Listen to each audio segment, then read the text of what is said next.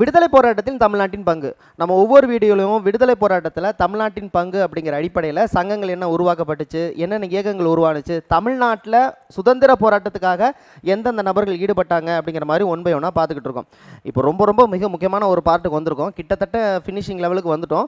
அதாவது சுதந்திரம் பெறும்போது நம்ம இந்திய திருநாட்டில் நம்ம தமிழகத்தில் என்னென்ன இயக்கங்கள் யார் யார் இதில் முக்கிய பங்கு வைத்திருக்காங்க அப்படிங்கிற மாதிரி பார்க்க போகிறோம். நான் சொல்கிறது உங்களுக்கு புரியும் நினைக்கிறேன்.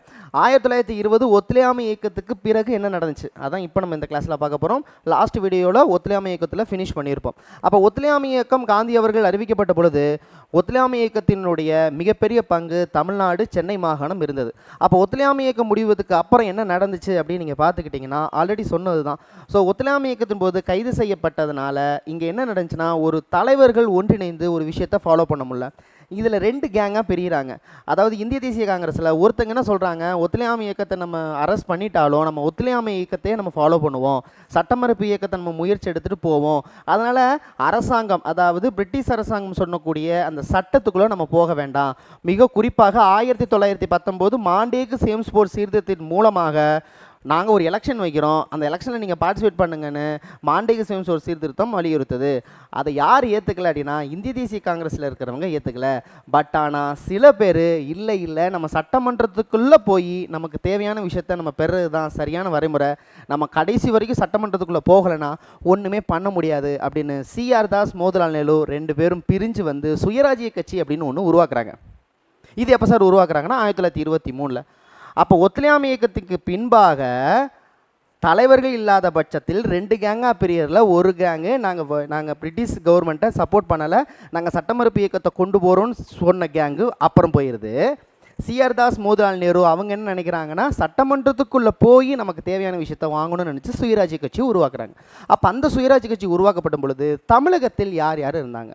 சத்தியமூர்த்தி இதுக்குள்ளே தான் இருக்காங்க, கஸ்தூரி ரங்கன் இதுக்குள்ளே தான் இருக்கிறாங்க. எல்லாருமே முக்கால்வாசி பேர் சட்டமன்றத்துக்குள்ளே போய் நம்ம விஷயத்தை ஃபாலோ பண்ண. ராஜாஜி இதில் இல்லை. அப்போ சத்தியமூர்த்தி, கஸ்தூரி ரங்கன் ஐயங்கார், சீனிவாச ஐயங்கார், வரதராஜுலு, விஜயராகவாச்சாரி இவங்க எல்லாமே சுயராஜ்ய கட்சிக்குள்ளே தான் இருக்கிறாங்க. அதை நீங்கள் மறந்துடவே கூடாது. இப்போ இவ்வளோ தூரம் விடிய கதை சொன்னதுக்கு காரணம் என்னென்னா, தமிழகத்தில் சுயராஜ்ய கட்சி சேர்ந்தவங்க யார் யாருன்னு கேட்டால் நீங்கள் கண்டிப்பாக சொல்லித்தான் ஆக வேண்டும். அதில் மிக முக்கியமாக கஸ்தூரி ரங்கன் ஐயங்கார், சீனிவாச ஐயங்கார், வரதராஜுலு, விஜயராகவாச்சாரி மிஸ் பண்ணிடவே கூடாது. கஸ்தூரி ரங்க ஐயங்கார்னா யாருன்னு கேட்டுறாதீங்க. ஒத்துழையாமை இயக்கத்துக்கு வந்து ரவுலட் சட்டத்துக்கு எதிராக தீர்மானம், அது குறிக்கோள் தீர்மானத்தை நிறைவேற்றுறது யார்? காந்தியடிகள் யார் வீட்டில் இருந்து அந்த முயற்சிகளை ஏற்படுறாரு? ரவுலட் சட்டம் கொண்டு வரப்படுறது காந்தி எங்கே இருந்தார்? சென்னையில் இருந்தார். யார் வீட்டுக்குள்ளே இருந்தார்? இவங்க வீட்டில் தான் இருந்தார். ஸோ கஸ்தூரி ரங்கன் ஐயங்கார் வீட்டில் தான் இருந்தார். அப்போ அப்பேற்பட்ட கஸ்தூரி ஐயங்கார் என்ன நினைக்கிறாரு அப்படின்னா, சுயராஜ்ய கட்சிக்குள்ளே போய் நம்ம தேர்தலில் போட்டிட்டு சட்டமன்றத்துக்குள்ளே போய் நம்ம சவுண்டை இன்க்ரீஸ் பண்ணுவோம் அப்படின்னு நினச்சார். அதே போல தான் சத்தியமூர்த்தி அவர்களும் நினச்சார், சீனிவாச ஐயங்காரும் நினச்சாங்க. இவங்க எல்லாமே சுயராஜ்ய கட்சி சேர்ந்தவர்களாக இருந்தாங்க. நீங்கள் மறந்துடவே கூடாது, சுயராஜ்ய கட்சியை சேர்ந்தவர்களாக இருந்தாங்க. ஸோ அப்போ அதனால தான் இதில் திருவிக்காவும் இருக்கார், மாப்போசியும் இருக்கிறார். ஸோ வெற்றி பெற திருவிக்கா, மாப்போசி அவர்கள் மிக பங்கு ஆகிட்டுனாங்க. எப்போதுன்னா சுயராஜ்ய கட்சி வந்த உடனே வின்ன ஆயிருச்சா அப்படின்னா, அந்த வின்ன ஆறதுக்கு மிக முக்கியமாக இருந்தவர்கள் யார் யாருன்னா திருவிக்கா மற்றும் மாப்போசி 1923. அப்போ என்னடா சொல்ல வர அப்படின்னா, 1923 இவங்க ஆட்சி அமைச்சிட்டாங்களான்னா ஆட்சி அமைக்கவில்லை, ஆனால் வெற்றி பெறுகிறார்கள். இரட்டை ஆட்சி முறையை ஒழிப்பதற்காக நாங்கள் அதில் இல்லைன்னு சொல்லிட்டு நாங்கள் வெற்றி பெற்றாலும் எங்களுக்கு அமைச்சரவை வேணாம்னு சொன்னாங்க. எப்போ? 1923. அப்போ 1919க்கு அப்புறம் 1920 ஒரு எலெக்ஷன் நடக்குது, 1923 ஒரு எலெக்ஷன் நடக்குது, 1926 ஒரு எலெக்ஷன் நடக்குது, 32 ஒரு எலெக்ஷன் நடக்குது. அப்போ அந்த எலெக்ஷன்லாம் யார் ஜெயிச்சாங்க நம்ம தெரிஞ்சுக்கணுமா? நீதி கட்சியை பற்றி பார்க்கும்போது யார் என்னென்ன எப்போ வந்தாங்கன்னு பார்த்தோம்ல. அப்போ 1919 மாண்டேகு சேம்ஸ்போர்ட் சீர்திருத்தத்துக்கு அப்புறம் வந்த எலெக்ஷனில் யார் ஜெயிச்சாங்க நம்ம தெரிஞ்சுக்கணும். அப்போ தான் இது உங்களுக்கு புரியும். இப்போதைக்கு நீங்கள் என்ன தெரிஞ்சுக்கணும்னா, 1923 தேர்தலில் 11 இடங்களில் வெற்றி பெற்றாங்க. 11 இடம் வெற்றி பெற்ற அமைச்சரெல்லாம் கொடுக்க மாட்டாங்க. ஆனால் அந்த 11 இடத்துக்கான அமைச்சரையை இவங்க என்ன பண்ணிட்டாங்க, 1926 41 இடங்கள் வெற்றி பெற்றாங்க. நல்லா கொஞ்சிக்கோங்க, 23 தான் உருவாக்குவாங்க கட்சியவே அப்போ தான் உருவாக்குவாங்க. அப்போ காங்கிரஸுக்கும் நீதி கட்சிக்கும் இங்கே போட்டி இல்லை. காங்கிரஸுக்கும் நீதி கட்சிக்கும் சுயராஜ்ய கட்சிக்கு தான் போட்டி. காங்கிரஸ் தான் போட்டி போட மாட்டேன்ட்டாங்களே. அப்போ 1923 வந்த உடனே இவங்க எத்தனை இடம் ஜெயிக்கிறாங்க? 11 இடம் ஜெயிக்கிறாங்க. அடுத்த எலெக்ஷன் 26 எத்தனை ஜெயிக்கிறாங்க? 41 இடம் ஜெயிக்கிறாங்க. 41 இடம் பெற்றாலும் அமைச்சரவை அமைக்க இவங்க மறுத்து விட்டாங்க. எங்களுக்கு இரட்டையாட்சி முறை வேண்டாம். இரட்டையாட்சி முறைனா இருக்கிற துறையை நீ பாதி எடுத்துக்குவேன், நான் பாதி எடுத்துக்குவேன், நீ வருவாய் வாங்குறதெல்லாம் பிரிட்டிஷ் நீ எடுத்துக்குவ, இந்த என்னது விவசாயம் அதெல்லாம் என் தலையில் கட்டிடுவேன், எங்களுக்கு வேண்டான்னு சொல்லிட்டு இந்த இரட்டையாட்சி முறை வேண்டாம். அதனால் ஆனால் நாங்கள் போட்டி போடுவோம், ஆனால் நாங்கள் அமைச்சரவை அமைக்க விரும்பவில்லைன்னு 1926 சொல்லிடுவாங்க. 1926 இவங்க ஜெயிக்கிறதுக்கு நிறைய ரீசன் இருக்குது. நீதி கட்சியில் உட்கட்சி பூசல் நடந்துடும். அவன் சண்டை போட்டுக்கிட்டு இருப்பான் நீதி கட்சிக்குள்ளே. சரிங்களா? பிராமணர் அல்லாத இயக்கம் உருவாக்கப்பட்டதுன்னு பார்த்தோம்ல, பின்னாடி பார்ப்போம். இப்போதைக்கு இதை மட்டும் தெரிஞ்சுக்கோங்க. 1923 11 இடங்கள், 1926 41 இடங்கள் பெற்றது. அப்போதைக்கு அது வெற்றி பெறுவதற்கு திருவிக மற்றும் மாப்போசி மிக முக்கிய பங்காற்றினார். அப்போ 1926 இவங்களுக்கு அமைச்சரவை வேணாங்கிறாங்க. சரி, அப்புறம் யாருப்பா? அப்புறம் நீதி கட்சி. சரி, நீங்கள் ஆட்சி அமைக்கிறீங்களா? எங்களுக்கு எதிர்கட்சியாகவே நாங்கள் இருக்கிறோம், நாங்கள் தான் வின்னாகலையே 1926. வேறு என்ன சார் பண்ணுறதுன்னு சுற்றிட்டு இருக்கும்போது தான் சுப்ராயன் சுயேட்சை வேட்பாளர் ஒருத்தர் இருக்கார். ஸோ டாக்டர் பி சுப்ராயன் அவர்கள் தலைமையில் சுயேட்சை வேட்பாளர்களை கொண்டு இவங்க ஃபாலோ பண்ணாங்க. புரியுதா கான்செப்ட்? இது ரொம்ப ரொம்ப மிக முக்கியம். அப்போ இரட்டை ஆட்சி முறையின் முரண்பாடுகள் இப்போ இதில் என்ன பிரச்சனை ஆகி போச்சுன்னா, இந்த இடத்துல 1926 பிரச்சனை யாருக்கா இருக்கும்? நீதி கட்சிக்கும் சுயராஜ்ய கட்சிக்கும். சுயராஜ்ய கட்சி 1926 போட்டி போட்டு நாங்கள் அமைச்சரவை வேணான்றுச்சு. அதனால் சுயேட்சை வேட்பாளர் இருக்கக்கூடிய சுப்ராயனை தூக்கி போஸ்டிங் கொடுத்தாச்சு. இப்போ சுப்ராயன் போஸ்டிங் வந்துட்டதுனால எதிர்கட்சி யார் யார் வருவாங்கன்னா, நீதி கட்சியும் சுயராஜ்ய கட்சியும் வருவாங்க. இவங்க 2 பேரும் சேர்ந்து இவரை எதிர்க்கக்கூடிய ஒரு சூழ்நிலை வருது.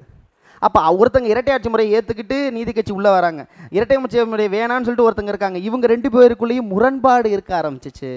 அப்போ அவங்களுக்கு எதிர்கட்சியாக இருந்து சுப்ராயன் அவர்களை எதிர்க்கிறதா இல்லை இவங்க 2 பேருக்கும் சண்டை போடுறதாங்கிற ஒரு விஷயம் கட்சிக்குள்ளே இருந்ததாக சொல்கிறாங்க. பாயிண்ட் புரியுதா? சரி, இப்போ இந்த பாயிண்ட் புரியுதுன்னா இப்போ நான் சொல்லக்கூடிய பாயிண்ட்டு உங்களுக்கு மிக எளிதில் புரியும். இப்போ தான் நான் ஒரு பாயிண்ட்டுக்கு வரேன். 1919 இந்திய அரசு சட்டம் அல்லது மாண்டேகு சேம்சோர் சீர்திருத்தத்தின் மூலமாக நடந்த எலெக்ஷனில் யார் யார் ஜெயிச்சா? நீதி கட்சி 1920 ஆரம்பித்து 37 வரைக்கும் அவங்க தான் இருந்தாங்க, நடுவில் ஒரே ஒரு எலெக்ஷனை தவிர. ஆனால் அவங்க பண்ண சீர்திருத்தங்கள் எக்கச்சக்கம், அதை நான் பின்னாடி சொல்லுவேன். இப்போ பார்க்குறது எல்லாமே ஓரல் தான். ஓரல் மீன்ஸ் தமிழ்நாட்டுக்குள்ளே என்ன நடந்துச்சு, அரசியல் கட்சி என்ன கொள்கையில் பண்ணுதுங்கிறத நான் உள்ளே போகவே இல்லை, திரும்ப திரும்ப சொல்கிறேன். இப்போ காங்கிரஸை பற்றி பேசுவேன், ஆனால் காங்கிரஸ் என்னென்ன திட்டங்கள் கொண்டு வந்ததை இப்போ பற்றி பேச மாட்டோம். நீதி கட்சி யார் அமைச்சரவை வந்தாங்க, யார் தலைவர்கள், எந்த வருடம் பண்ணிட்டு தான் இப்போ பார்ப்போம். நீதி கட்சி என்னென்ன சீர்திருத்தங்கள் கொண்டு வந்துங்கிறது அடுத்த வீடியோ, அது வேறு வீடியோ. நீதி கட்சிகள் கொண்டு வந்த சீர்திருத்தங்கள்ங்கிறது வேறு வீடியோ. இப்போ நான் நீதி கட்சி ஆட்சி யார் யார் அமைச்சாங்க, எப்போ அமைச்சாங்க, யார் அமைச்சரவை உருவாக்குனாங்கிறத மட்டும் தான் பார்க்க போகிறோம். காங்கிரஸும் அப்படி தான். ராஜாஜி அவர்கள் 1937 முதலமைச்சராக பொறுப்பேற்கிறார். அப்போ 1937 ராஜாஜி வர்றதுக்கு முன்பாக 1920 37 வரைக்கும் நீதி கட்சியில் யார் யார் ஆட்சி எப்படி புரிஞ்சாங்க, யார் இருந்தாங்கிறது மட்டும் தான் பார்க்க போகிறோம். பார்த்தலாமா? ரெடியா? பார்த்தா உங்களுக்கு இன்னும் ஈஸியாக புரியும். முதல்ல இந்த சென்னை மாகாண சட்டமன்ற தேர்தல் 1919 மாண்டேகு சேம்ஸ்போர்ட் சீர்திருத்தத்தால் உருவாக்கப்பட்டது. மொத்தம் எத்தனை இடங்கள் அப்படின்னு கேட்டிங்கன்னா, மொத்தம் 127 உறுப்பினர்கள். இந்த 127 உறுப்பினர்களில் 98 பேரை மட்டும்தான் இவங்க தேர்ந்தெடுக்கிறாங்க. அப்போ 98 பேரை போய் 127 மிச்சம் இருக்கிற 29 பேர் நியமன உறுப்பினர்கள். புரிகிற மாதிரி சொல்லணும்னா, இப்போ நம்மளுக்கு 234 தொகுதி இருக்குல்ல தமிழ்நாட்டில், அந்த 234 பேரும் நம்ம மக்களால் தேர்ந்தெடுக்கிறோம்ல, ஒரே ஒருத்தர் மட்டும் நியமனம். யார்? இங்கே இருக்கிறவங்க சட்டமன்றத்தில். அப்படி தானே? கரெக்டு தானே? அதே போல் அப்போதைக்கு மொத்தம் 98 சீட்டு. அந்த 98 சீட்டில் இவங்க எத்தனை தொகுதி வச்சுக்கிட்டாங்கன்னா 61 தொகுதி வச்சுக்கிட்டாங்க. 61 தொகுதியில் ஒரு தொகுதிக்கு சில தொகுதிக்கு 2 பேர் கூட செலக்ட் பண்ணிப்பாங்களாம். 98 பேர் மக்களால் தேர்ந்தெடுக்கப்படுறவங்க.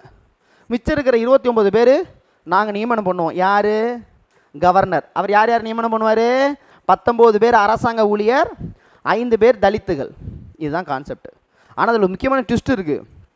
அனைவருக்கும் வாக்குரிமைலாம் கிடையாதுங்க. அப்போதைக்கு எல்லாருக்கும் வாக்குரிமை கிடையாது. பெண்களுக்கு வாக்குரிமை இருக்குது, ஆனால் வரி கட்டியிருக்கணும், இல்லை ஜமீன்தாரிகளாக இருக்கணும், செல்வாக்கு மிகுந்தவர்களாக இருக்கணும்.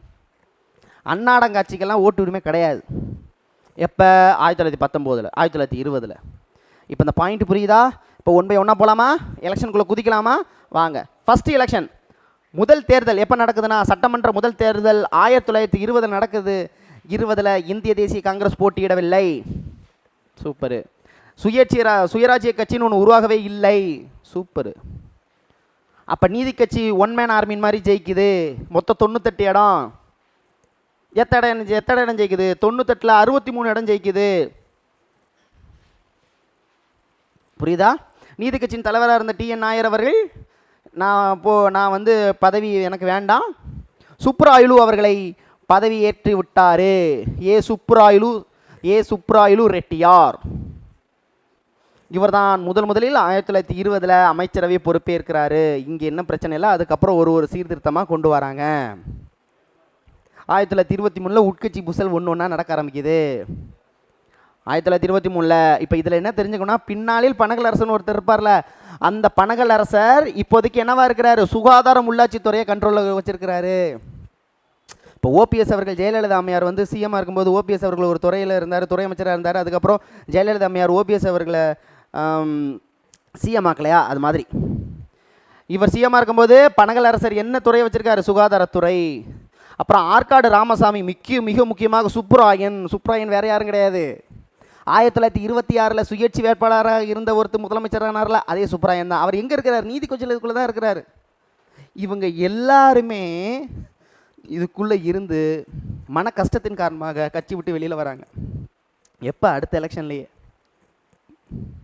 உள்ளுக்குள்ளேயே ஒரு வேறுபாடு இருக்கிறதா கருதப்பட்டாங்க. ரெட்டியார் அவர்கள் சார்ந்த தெலுங்கர்களுக்கு மட்டும்தான் உயர் பதவிகள் கொடுத்ததாக நம்பப்பட்டுச்சு. அதனால் சுப்ராயன் வெளியில் வராரு. அதே போல் ஒடுக்கப்பட்டவர்களுக்கு இடஒதுக்கீடு சரியாக கொடுக்கல அப்படின்னு சின்னத்தம்பி ராஜா அவர்கள் வெளியில் வராருங்க.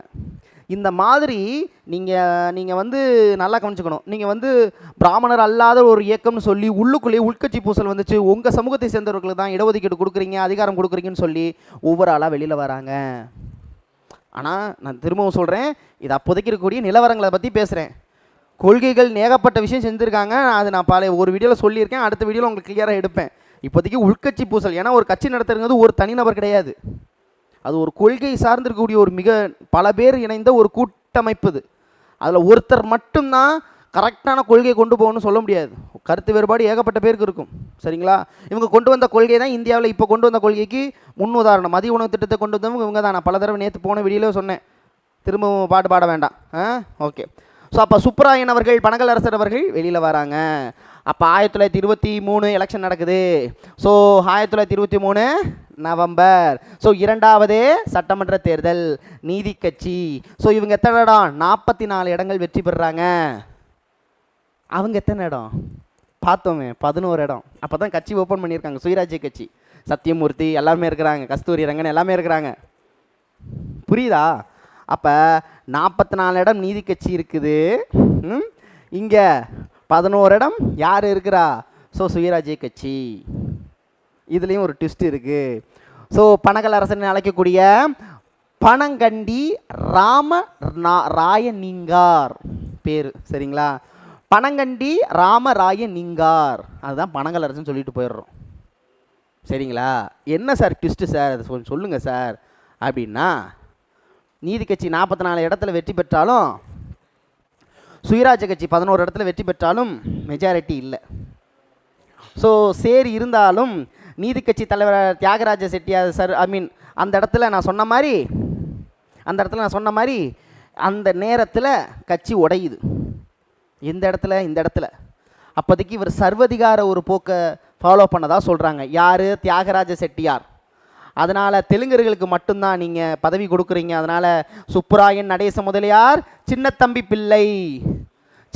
பிள்ளை ராஜா, CN ராஜா அப்படின்னு சொல்லுவாங்க. ஸோ மயிலை சின்னத்தம்பி ராஜா அவர்கள் தான் வெளியில் வராங்க. இவர் ரொம்ப மிக முக்கியமானவர். மயிலை இவங்கெல்லாம் வெளியில் வந்துடுறாங்க. வந்ததுக்கப்புறம் தான் இந்த எலெக்ஷன் நடக்கும், மறந்துடாதீங்க. இவங்கெல்லாம் முன்னாடியே கட்சி விட்டு போயிடுவாங்க. யார் சுப்ராயன் அவர்கள், நடேச முதலியார் அவர்கள், மயிலை சின்னத்தம்பி பிள்ளைராஜா அவர்கள், CR ரெட்டி அவர்கள், அதெல்லாம் வெளியில் வந்துடுவாங்க. வெளியில் வந்தோன்னே எலெக்ஷன் நடக்குது. இவங்க ஜெயிக்கிறாங்க, வந்த நாள் அன்றைக்கே நம்பிக்கையில்லா தீர்மானம். இந்திய அரசியலமைப்பிலேயே இந்திய தேர்தல் வரலாற்றிலேயே முதலாக நம்பிக்கையில்லா தீர்மானம் கொண்டு வரப்பட்ட வருடம் 1923 தேர்தல் தான். இதுதான் ஃபஸ்ட்டு நம்பிக்கையில்லா தீர்மானம் கொண்டு வந்தாங்க. யாருக்கு எதிராக? இவங்களுக்கு எதிராக, பனங்கல் அரசருக்கு எதிராக. ஏன்னா எல்லோரும் வெளியே வந்துட்டாங்க, புரியுதா? ஆனால் அப்போ இருக்கக்கூடிய கவர்னர் இருக்கார்ல, அவங்க என்ன பண்ணாங்க, அவங்களுக்கு கூடிய இந்த நியமன உறுப்பினர்கள் சொன்னேன் பார்த்தியா, அவங்களோட ஆட் பண்ணி பெரும்பான்மையை நிரூபித்து இவர் பதவியில் வைக்கிறாங்க. இதுதான் மேட்ரு. அப்போ பனங்கல் அரசர் வெற்றி, பனங்கல் அரசரை ப்ரூவ் பண்ணிடுறாங்க மெஜாரிட்டி. ஏன்னா அவங்களுக்கு தான் நியமன உறுப்பினர்கள் இருக்கிறாங்களே, அவங்க எல்லாத்தையுமே ஆட் பண்ணி பெரும்பான்மையை காமிக்கிறாங்க. அடுத்ததாக நடைபெற்ற தேர்தல் தான் 3ஆம் தேர்தல் 1926. இந்த இடத்துல ட்விஸ்ட் என்னென்னா, 11 இடத்துல வெற்றி பெற்றவங்க இந்த இடத்துல வெற்றி பெறாங்க. இதுதான் ரொம்ப ரொம்ப முக்கியம். ஆமாம், அப்படி தானே பார்த்தோம். ஃபஸ்ட்டு 11, இந்த இடத்துல 41 இடம். யார்? சுயராஜ்ய கட்சி. ஓகேவா? அப்போ இந்த இடத்துல சுயராட்சி வெற்றி பெற்றாலும் நாங்கள் இரட்டையாட்சி கொள்கை, இரட்டையாட்சி முறையை இது பண்ணல, அதனால் நாங்கள் போட்டியிட மாட்டோம் அப்படின்னு சொன்னதுக்கப்புறம் சுயேட்சை வேட்பாளராக இருக்கக்கூடிய சுப்ராயன். இந்த சுப்ராயன் யார்? அங்கே உள்ளாட்சி தேர்தலில் இருந்தவர். அவரை கூட்டிகிட்டு வந்து சுயேட்சை வேட்பாளராக இருந்தவரை முதலமைச்சராகிறாங்க.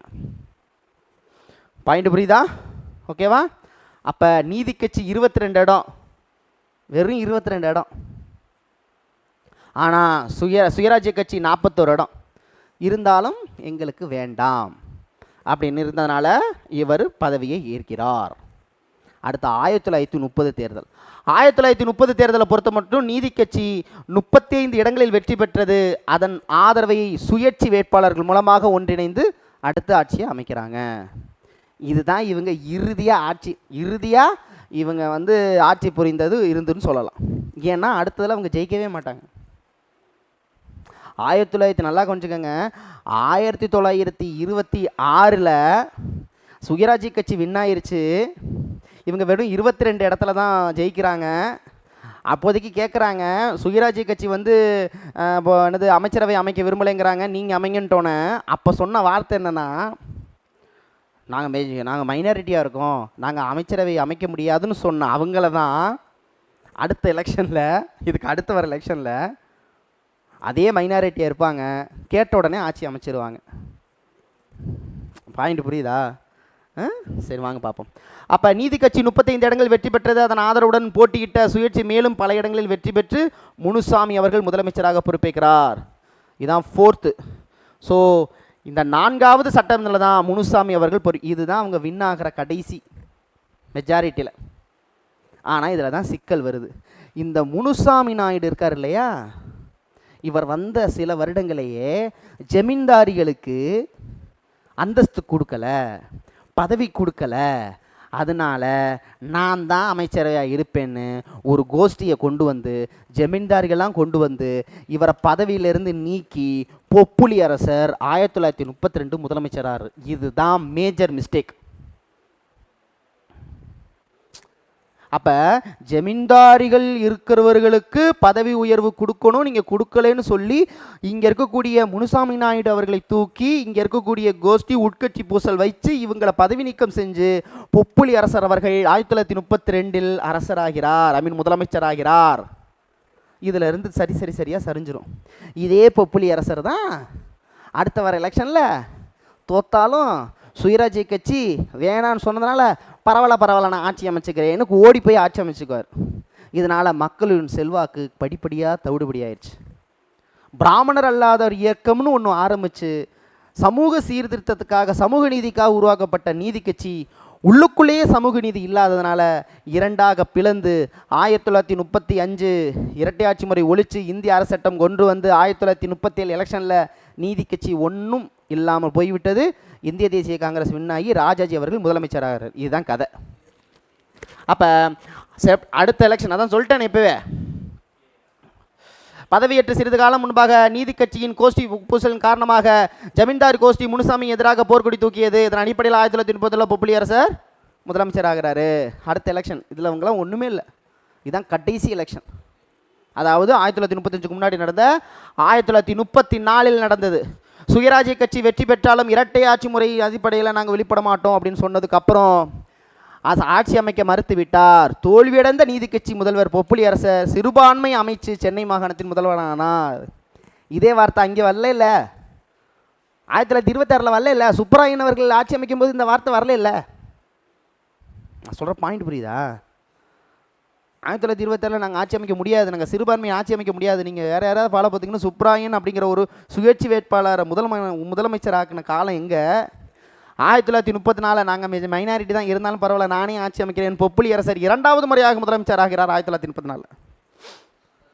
திரும்ப சொல்கிறோம், கொள்கை வேறு, கொண்டு வந்த திட்டங்கள் வேறு லெவல் திட்டங்கள். அதெல்லாம் சொல்லணும்னா அதுக்கு ஒரு தனி வீடியோ அது வரும். இப்போதைக்கு இங்கே இருந்த உட்கட்சி பூசல் என்னன்னு பார்க்க போகிறோம். இறுதியாக இரட்டையாட்சி முறை வந்துச்சு, இரட்டையாட்சி முறை ஒழிக்கப்பட்டது. ஸோ இறுதியாக மாநிலத்தில் சுயாட்சி கொண்டு வரப்பட்டது. சுயாட்சியில் 1937 பிப்ரவரி மாதம் நடந்ததில் யார் முதலமைச்சர் ஆகிறாரு? ஸோ ராஜாஜி அவர்கள் முதலமைச்சர் ஆகிறார் 1937. இதுதான் கதை. இப்போ சுயராஜ்ய கட்சி 1923க்கு அப்புறம் இங்கே இதை பார்த்துட்டோமா, அதோட கண்டினியூஷன் இப்போ பார்க்க போகிறோம். அப்போ நீதி கட்சியில் யார் யார் எப்போ ஆட்சி புரிஞ்சாங்கங்கிறத தெரிஞ்சுக்கணும். இது ஒரு கதை, இது மனப்பாடம் பண்ண வேண்டிய அவசியமே இல்லை. சுப்ராயலு வாராரு, கரெக்டு தானே? சுப்ராயலு வந்து ஆட்சி அமைக்கிறாரு. சுப்ராயலுக்கு அப்புறம் செகண்ட் ஒருத்தவங்க வாராங்க. அதுக்கப்புறம் யார்? சுப்ராயன். அதுக்கப்புறம் வந்து யார்? பொப்புளி அரசன், முனுசாமி நாயுடு. அதுக்கப்புறம் பொப்புளி அரசன், திரும்ப பொப்புளி அரசன். அதுக்கப்புறம் கடைசியில் யார்? நம்ம ராஜாஜி அவர்கள். இதனுடன் முடிந்து விட்டது.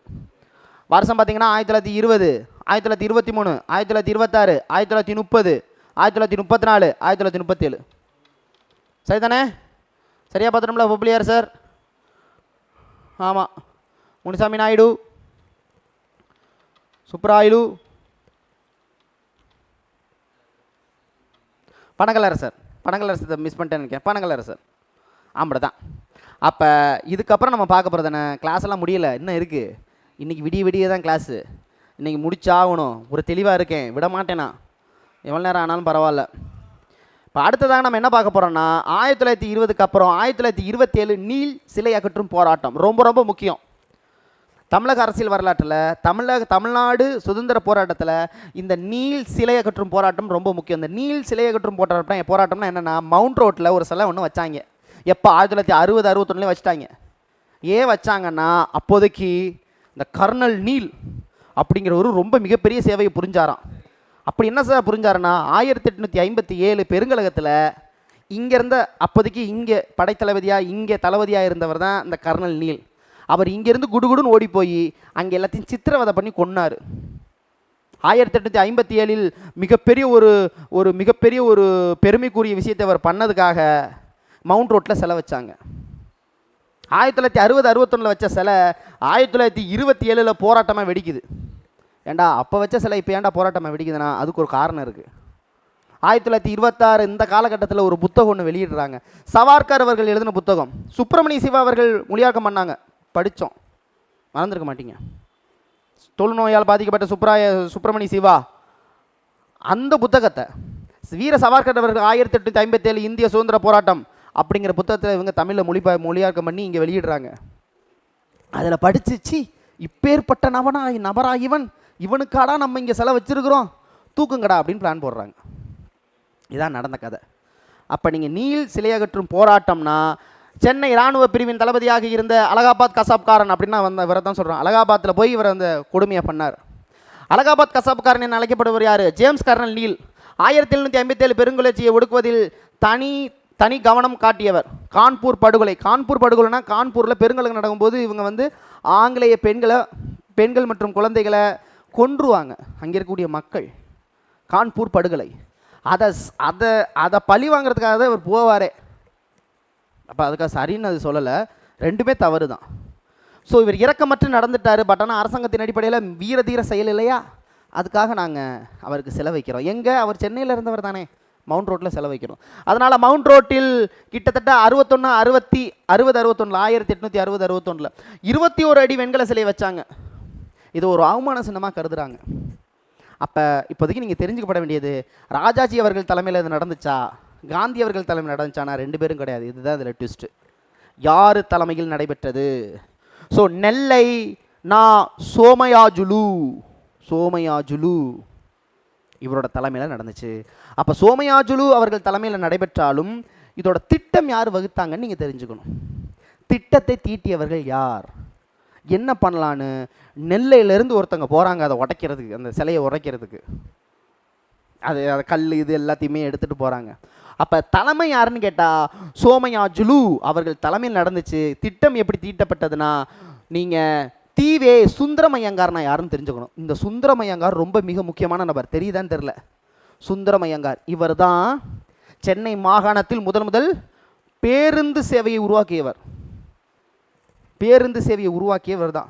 லிமிட்டெட் கம்பெனியை அப்போ வச்சுருந்தாப்புல அவர் பெரிய ஆள், டாப் டக்கர் ஆள். அப்போ என்ன சொல்ல வரேன்னா, இந்த சுந்தரமையங்கார் என்பவர் இந்தியாவின் பெரிய பல்துறை தொழிலகங்கள் ஒன்றான டிவி சுந்தர் ஐயங்கார் குழுமம் நிறுவனத்தை உருவாக்கினார். சென்னை மாகாணத்தில் வழக்கறிஞராகவும் இருந்தார். இவங்க எல்லாருமே பிராமணர் சமூகத்தை சேர்ந்தவங்களாக இருந்தாங்க. அப்போல்லாம் பிராமண சமூகத்தை சேர்ந்தவங்க எல்லாமே என்ன பண்ணாங்கன்னா வழக்கறிஞர் தான் மேக்சிமம். ஸோ வழக்கறிஞராகவும் பணியாற்றினார். இவர் பின்னாளில் வெற்றிகரமாக தொழிலதிபராக திகழ்ந்தார். அப்போதைய சென்னை மாகாணத்தில் முதலாக பேருந்து சேவையை தொடங்கியவர். இப்போ ஏன்டா இதை இங்கே சொல்கிறேன் அப்படின்னா, இவருடைய மகள் பெயர் தான் இவருடைய சுந்தரம்மாள், டி.எஸ். சுந்தரம்மாள். இவங்க தான் அந்த புத்தகத்தை எழுதுறது.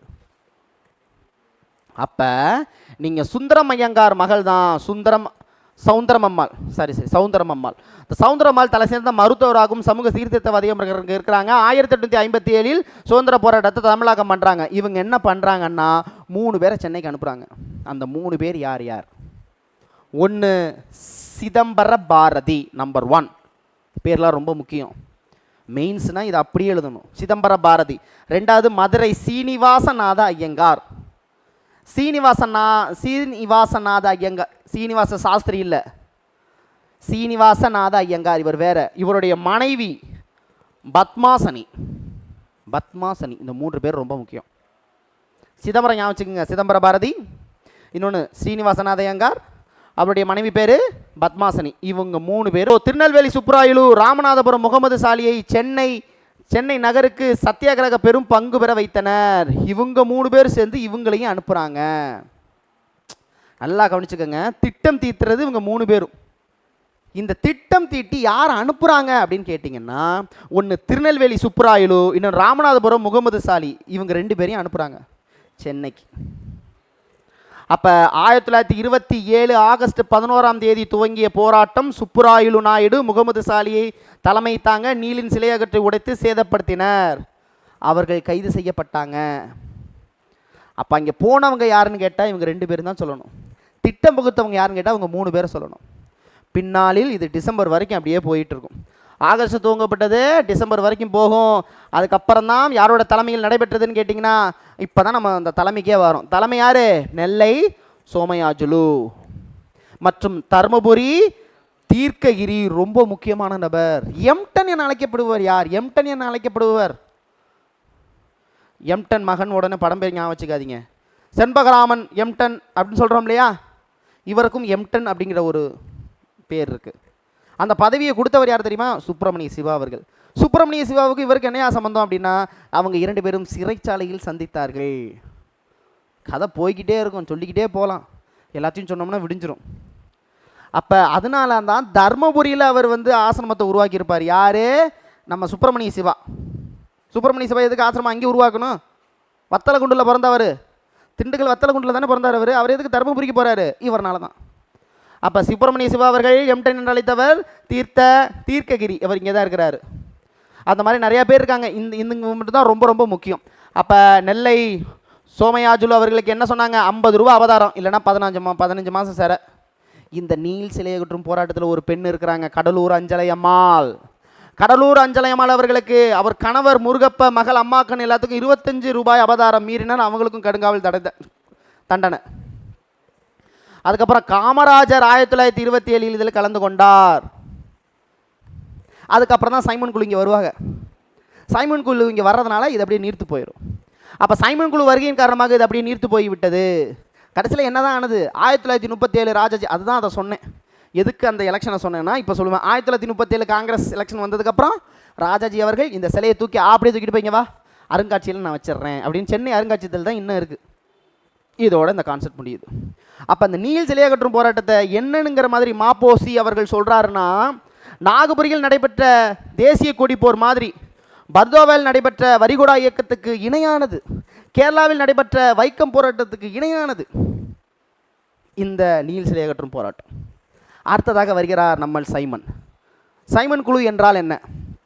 1919 மாண்டேக் சேல்ஸ்போர்ஸ் சீர்திருத்தத்தை ஆராய்வதற்காக நம்ம பிரிட்டிஷ் கவர்மெண்ட் ஒரு குழு ஒன்று அமைக்குது.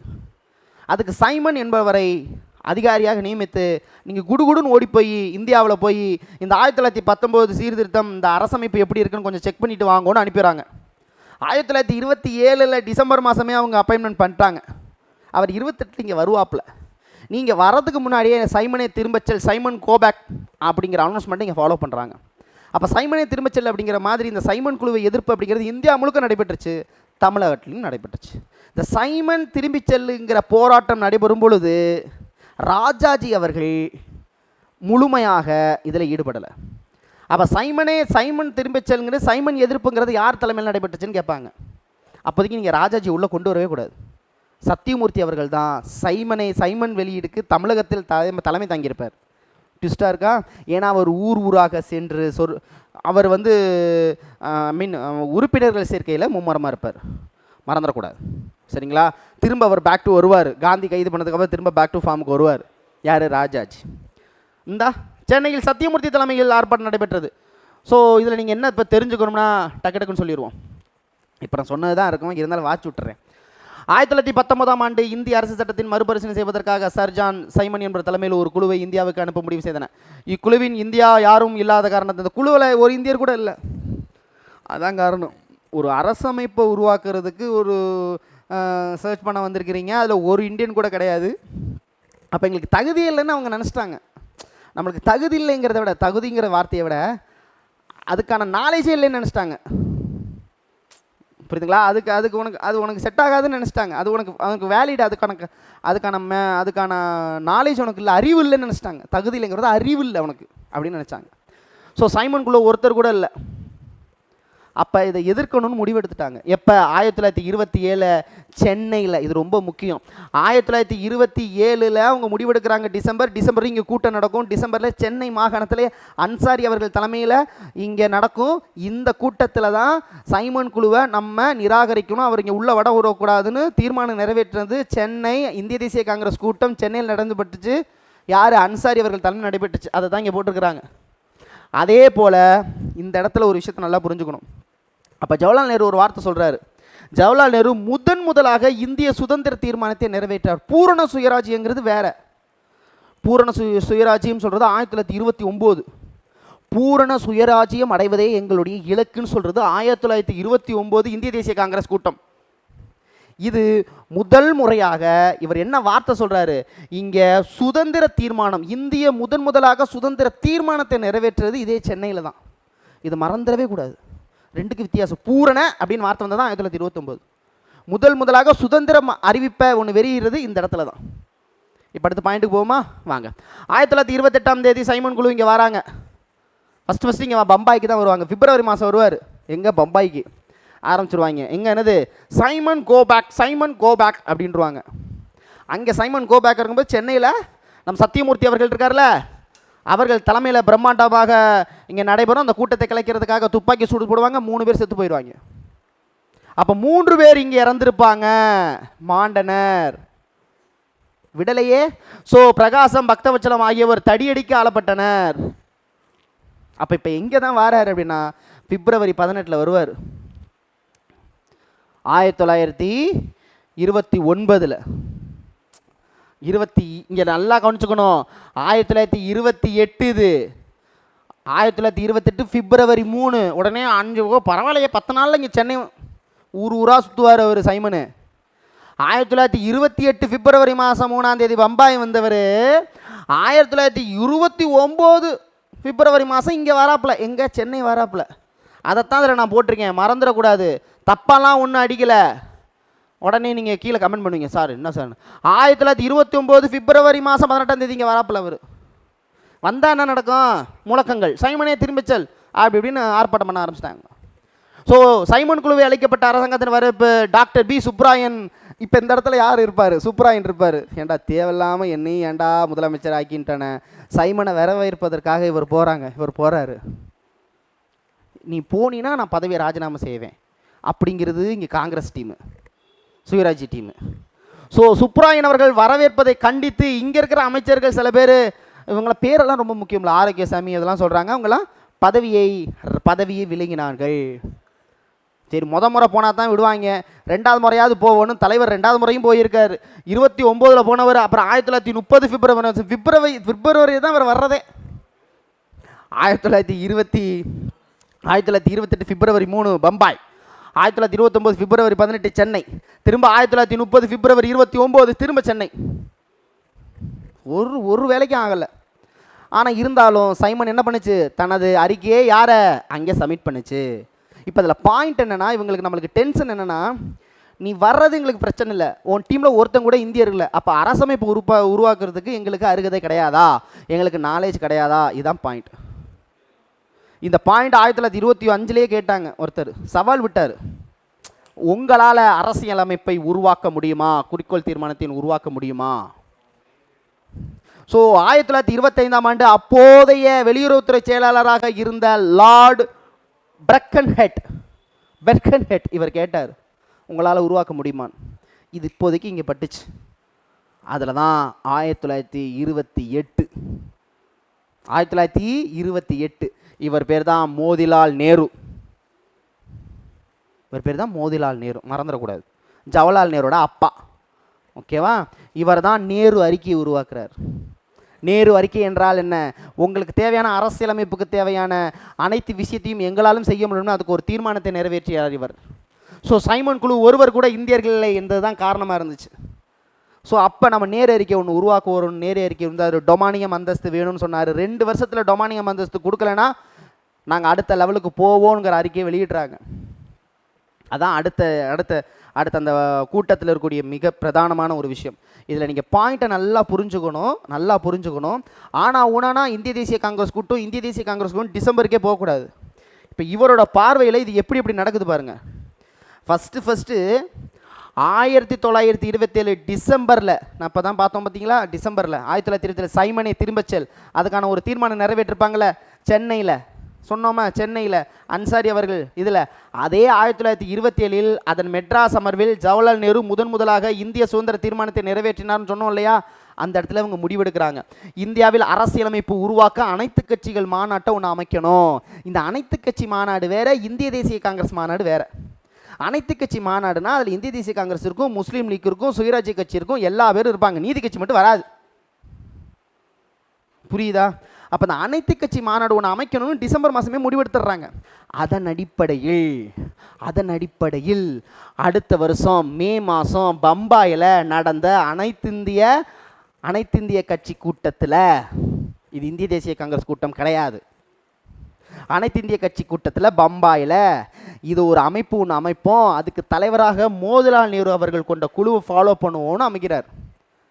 அந்த மோதிலால் நேரு உருவாக்குற அந்த நேரு அறிக்கை, டொமானியம் அந்தஸ்து, அரசியலமைப்புக்கு தேவையான விஷயங்களை அறிக்கை பண்ணுற அந்த அறிக்கையை வெளியிட்ட மாதம் தான் ஆகஸ்ட் 15. அதைத்தான் நம்ம சுதந்திர நாளாக கொண்டாடுறோம். ஜனவரி 26 லாகூர் காங்கிரஸ் மாநாடு, அவங்க சுதந்திரம் பெறுவதுன்னு சொன்ன அந்த ஜனவரி 26 நம்ம குடியரசு தினமாக எடுத்துக்கிட்டோம். மோதிலால் நேரு அவர்கள் தனது அறிக்கையை வெளியிட்ட ஆகஸ்ட் 15 1928 அன்று வெளியிடப்பட்ட நேரு அறிக்கை ஆகஸ்ட் 28 அன்று அங்கீகரிக்கப்பட்டது. அப்ப இந்த அந்த மோதிலால் நேரு இருக்கக்கூடிய நேரு அறிக்கையை தான் அவங்க அப்ரூவல் கொடுக்குறாங்க 1928 டிசம்பரில் இந்திய தேசிய காங்கிரஸ் மாநாட்டில் கல்கத்தா செஷனில். அப்போ நேரு அறிக்கை ஆகஸ்ட் 15 கொண்டு வந்தாச்சு. அதுக்கு அங்கீகாரம் கொடுக்குறது, தீர்மானம் நிறைவேற்றது 1928 என்ன கொல்கத்தா சங்ஷன் மாநாடு, நேரு அறிக்கைன்னு சொல்லுவாங்க.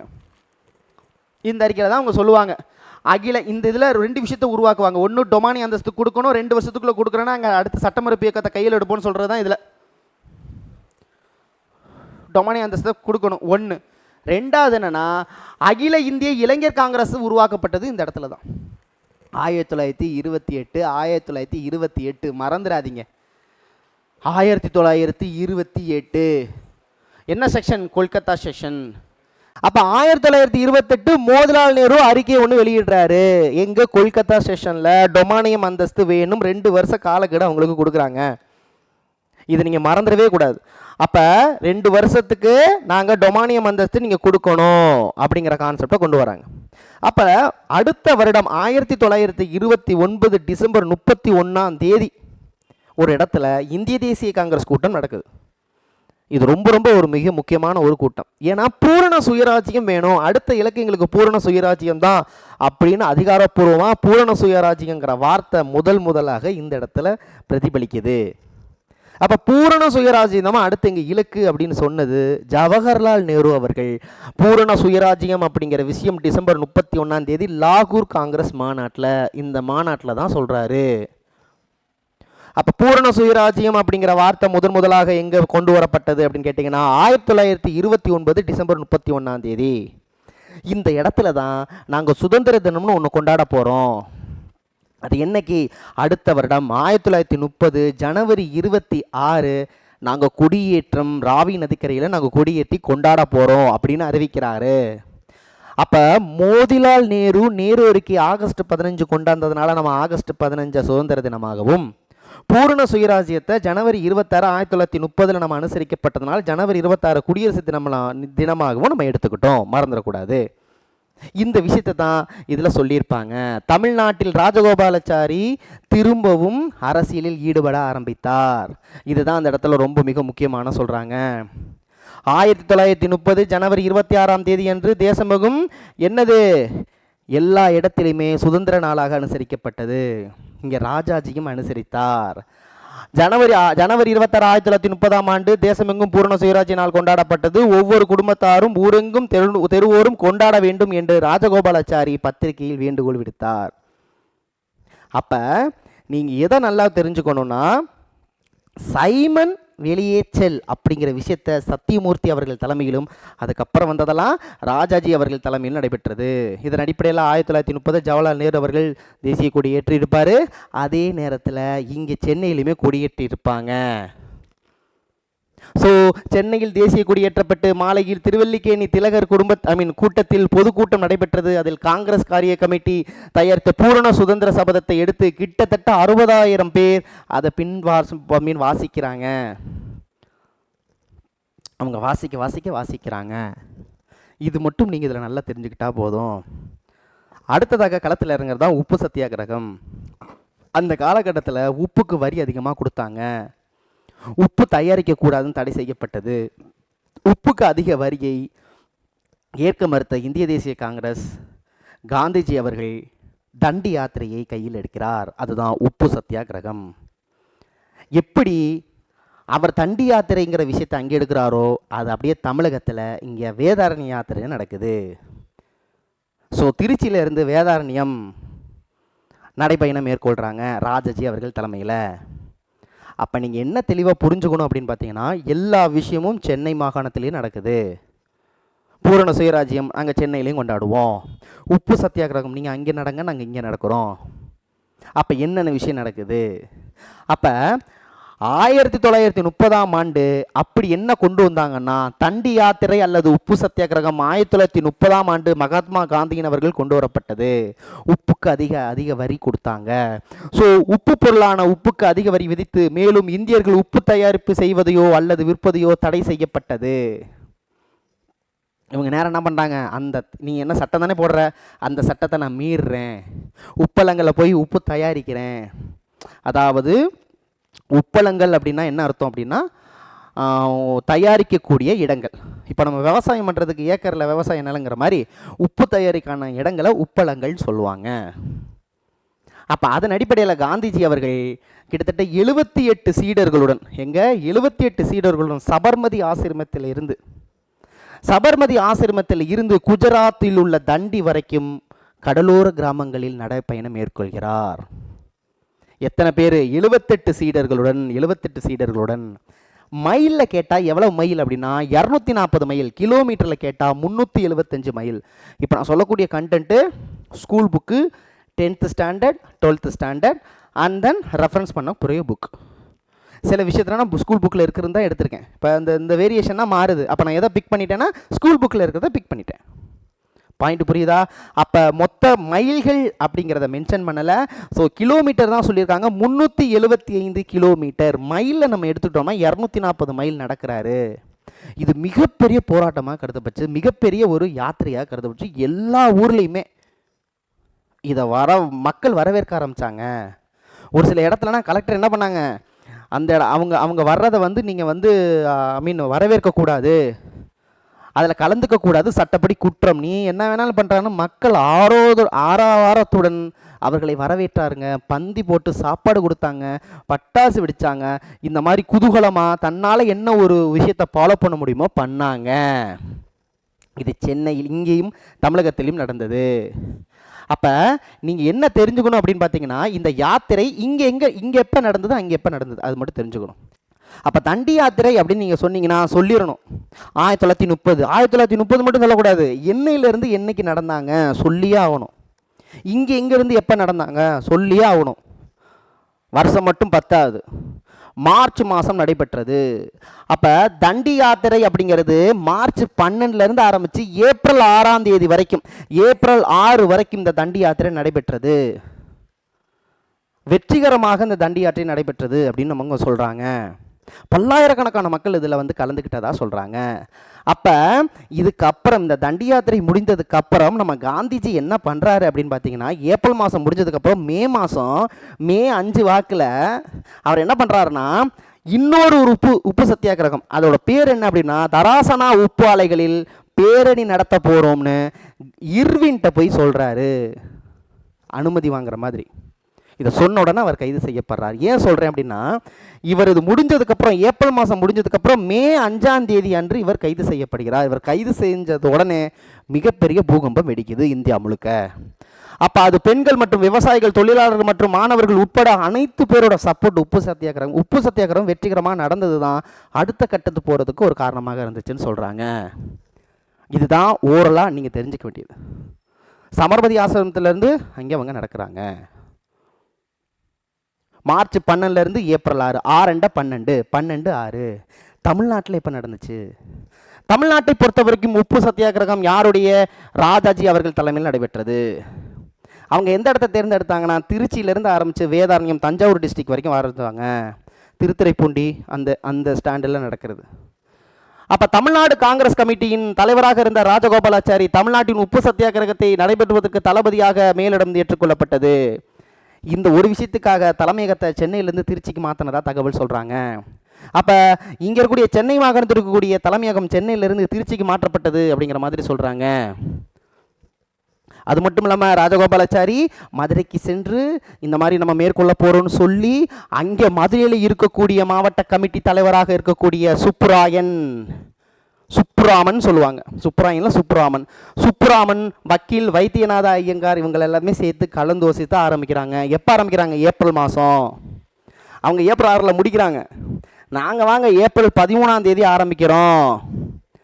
ஏப்ரல் 13ஆம் தேதி நடைபயணம் மேற்கொள்கிறார் ராஜாஜி அவர்கள்.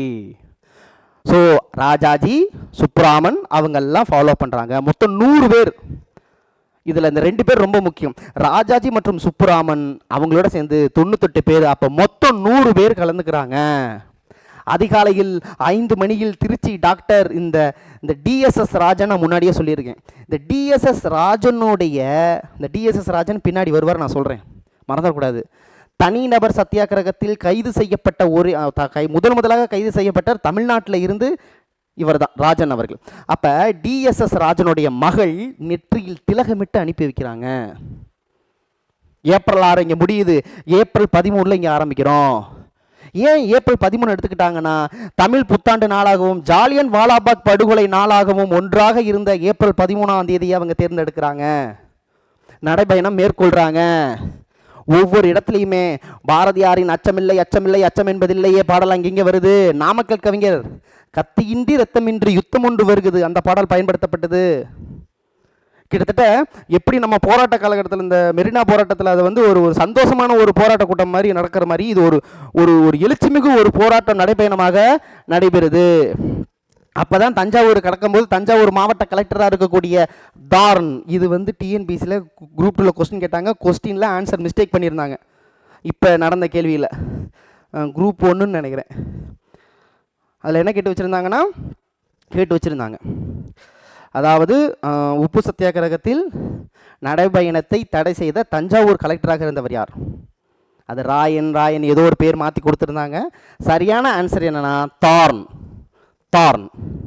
ஸோ இவர் தான் சத்தியாகிரக படையத்தில் உபசரிக்கவோ விருந்தளிக்கவோ கூடாது. நீ என்னடா கூடாதுங்கிறது, நான் பண்ணுவேன்னு சொல்லிட்டு எல்லா மக்கள் தடையெல்லாம் மீறி என்ன பண்ணுறாங்க, உற்சாகமாக வரவேற்றனர். கடைசியில் என்ன நடக்குது, பல ஊர் வீரர்கள் விருந்துகள் வழங்கியிருந்தன. 16 நாட்களுக்கு யாத்திரை நடந்த பின் 1930 ஏப்ரல் 28, ஏப்ரல் 13 இருந்து 28, ஏப்ரல் மாதம் முடியறதுக்கு 2 மாதத்துக்கு முன்னாடியே 2 நாளைக்கு முன்னாடியே அங்கே போயிடுறாங்க. 28 நாள் போய், ஆனால் அவங்க எப்போ உப்பளங்கள் போகிறாங்க, 30ஆம் தேதி போவாங்க, 28 போய் முடிச்சிடுவாங்க.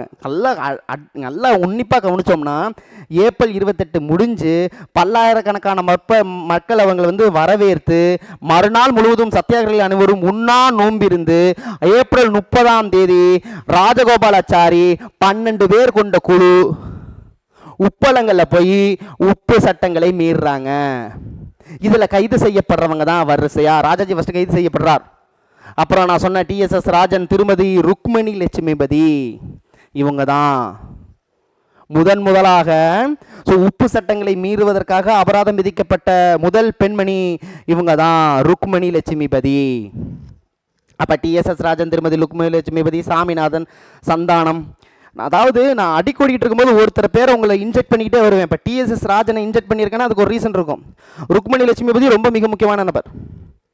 ஸோ நான் அந்த பேரை சொல்லும்போது மட்டும் அதை மட்டும் நல்லா ஞாபகம் வச்சுக்கோங்க, இருக்கிற மற்றதெல்லாம் ஞாபகம் வச்சுக்கணும்னு அவசியம் கிடையாது.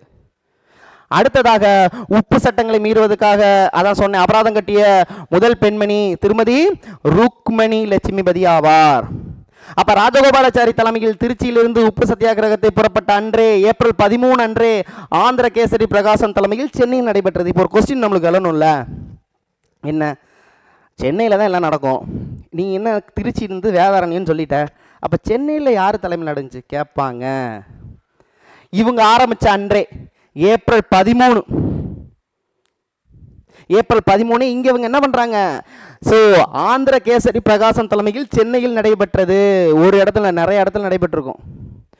அதே நேரத்தில் உதயவனம் அப்படிங்கிற இடத்துல முகாம் போட்டிருப்பாங்க, அரெஸ்ட் பண்ணுவாங்க, நிறைய இடத்துல அரெஸ்ட் பண்ணுவாங்க. அதில் மிக முக்கியமாக பிரகாசம் மற்றும் நாகேஸ்வர ராவ் இவங்களுக்கெல்லாமே 500 ரூபாய் அபதாரம் விதிக்கப்பட்டது. குற்றங்கள் செய்ததற்காக அபதாரம் கட்டினதுனால அவர் கார் ஏலம் விடப்பட்டது. காரு ஏலம் விட்டாங்க. அங்கேயே ஒரு கலவரம் கூட நடந்துச்சு. இதெல்லாம் ஜஸ்ட் நீங்கள் தெரிஞ்சுக்கிட்டா போதும்.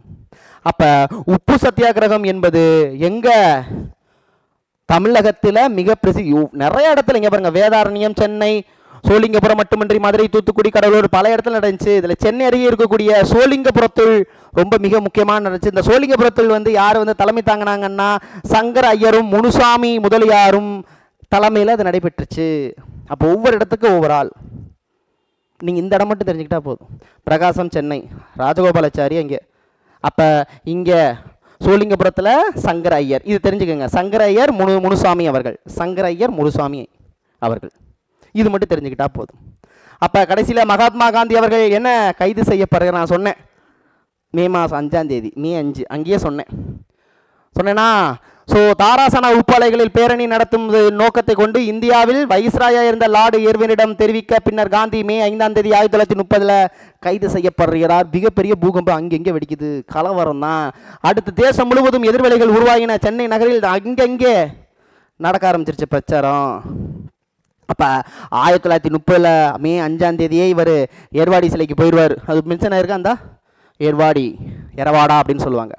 எரவாடா சிலையில் அடைக்கப்படுகிறார். சென்னை மாநிலத்தில் நிறைய பேர், திருமதி முத்துலட்சுமி ரெட்டி அவர்கள் காந்தி கைது செய்ததையொட்டி, நல்லா கொஞ்சக்கணும், முத்துலட்சுமி அம்மையார் நீதி கட்சி அவர்கள் இருக்கும்போது சட்டமேலவை உறுப்பினராக தேர்ந்தெடுக்கப்பட்டிருப்பார். சட்டமேலவை உறுப்பினராக தேர்ந்தெடுக்கப்பட்ட பெண் அவர்தான் முத்துலட்சுமி அம்மையார் அவர்கள். எப்பொழுது தனது பதவியை வேணாங்கிறாங்க, காந்தி கைது செஞ்சதுக்கப்புறம். அப்போ காந்தி கைதின் காரணமாக தனது சட்டமன்ற அவைகள் சட்டமன்ற உறுப்பினர் பதவியை துச்சன தூக்கி எறிந்தவர் யார்? முத்துலட்சுமி அம்மையார். அப்போ அதில் இருந்து தான் நம்மளுக்கு ஒன்றா நடக்குது. ஒவ்வொரு பாடல் அப்போ அந்த இடத்துல இருந்து தான் காந்திஜி ஹீரோவாக மாற்றப்படுறார். ஒவ்வொரு இடத்துலையும் காந்திஜி சம்மந்தப்பட்ட பாடல்கள் ஒலிக்கப்படுது. கத்தியின்றி ரத்தமின்றி யுத்தம் கொண்டு வருவதெல்லாம் ஓகே, அச்சமில்லை அச்சமில்லை அச்சம் என்பதெல்லாம் ஓகே. அவர் கைது பண்ணதுக்கு அப்புறம் இவங்க மதுரை பாஸ்கரதாஸ் இயற்றிய காந்தியோ பரம ஏழை சன்னியாசி அப்படிங்கிற பாடல் ஒலிக்கப்பட்டது. அப்ப அவர் கைதுக்கு பிறகு மதுரை பாஸ்கரதாஸ் அவர்கள் இயற்றிய காந்தியோ பரம ஏழை சிந்தாதி, ஏழை எப்படி சொல்றது, எப்படி சொல்லுவாங்க, சன்னியாசி என்ற பாடல் நாடக நடிகை சுந்தராம்பாவால் பாடப்பட்டது. இது எல்லாமே இங்கே அந்த ஒரு விஷயத்தில் நடக்குது. சரி சார், கைது செஞ்சுட்டாங்க. கைது செஞ்சு 1930 மேல கைது செஞ்சுட்டாங்க. இதுக்கப்புறம் என்ன நடக்குது? சைமன் குழு நேராக போயிட்டு தனது அறிக்கையை ஒப்படைக்கிறாங்க. சைமன் குழு அறிக்கையே இவங்களுக்கு போதுமானதாக இல்லை. அப்போ இங்கே இருக்கக்கூடிய அரசமைப்பை பற்றி புரிந்து கொள்வதற்கு ஒரு மாநாடு மாதிரி ஒன்று நடக்கணும். ஒரு வட்டவிசை மாநாடு இந்தியாவிலிருந்து இருக்கக்கூடிய அனைத்து கட்சி தலைவர்களையுமே கூட்டி லண்டனில் ஒரு வட்டவிசை மாநாடு நடத்தலாம்னு முடிவெடுக்கிறாங்க. அப்போ அந்த வட்டமேசை மாநாட்டில் இந்திய தேசிய காங்கிரஸ் பங்கு பெற முடியாதுடான்னு சொல்லுது. அதனால் முதல் வட்டமேசை மாநாடு இந்திய தேசிய காங்கிரஸ் போட்டியிடலை, பங்கு பெறலை. அப்போ இந்திய தேசிய காங்கிரஸ் பங்கு பெற வச்சா தான் இது ஒரு உருப்படியான ஒரு விஷயமா இருக்கும்னு நினச்சவங்க இந்திய தேசிய காங்கிரஸ் பங்கு பெற வைப்பதற்காக காந்திஜி அவர்களோட ஒரு ஒப்பந்தம் போடுறாங்க. அதனால் அவர் விடுதலை செய்யப்பட்டு ஒப்பந்தம் போடுறாங்க. அந்த ஒப்பந்தம் தான் காந்தி இர்வின் ஒப்பந்தம். அந்த காந்தி இர்வின் ஒப்பந்தத்தின் அடிப்படையில் கைது செய்யப்பட்டவர்கள், உப்பு சத்தியாகிரகத்திலலாம் பல்லாயிரக்கணக்கான பேர் கைது செஞ்சாங்க இல்லையா, அவங்க எல்லாத்தையுமே நீ வெளியிடணும், வெளியே விட்டணும், விடுதலை செய்யணுங்கிறார். நீங்கள் சத்தியாகிரகத்தை கைவிடணுங்கிறாங்க. நான் சத்தியாகிரகத்தை கைவிடுறேன், நீ எல்லாத்தையும் கைது பண்ணவங்களை வெளியிடணும். ரெண்டாவது வட்டவிசை மாநாட்டில் இந்திய தேசிய காங்கிரஸ் பங்கு பெறணும், அதன் அடிப்படையில் நீங்கள் வரணும் அப்படின்னு காந்திஜி அவர்களை அழைப்பு விடுறாங்க.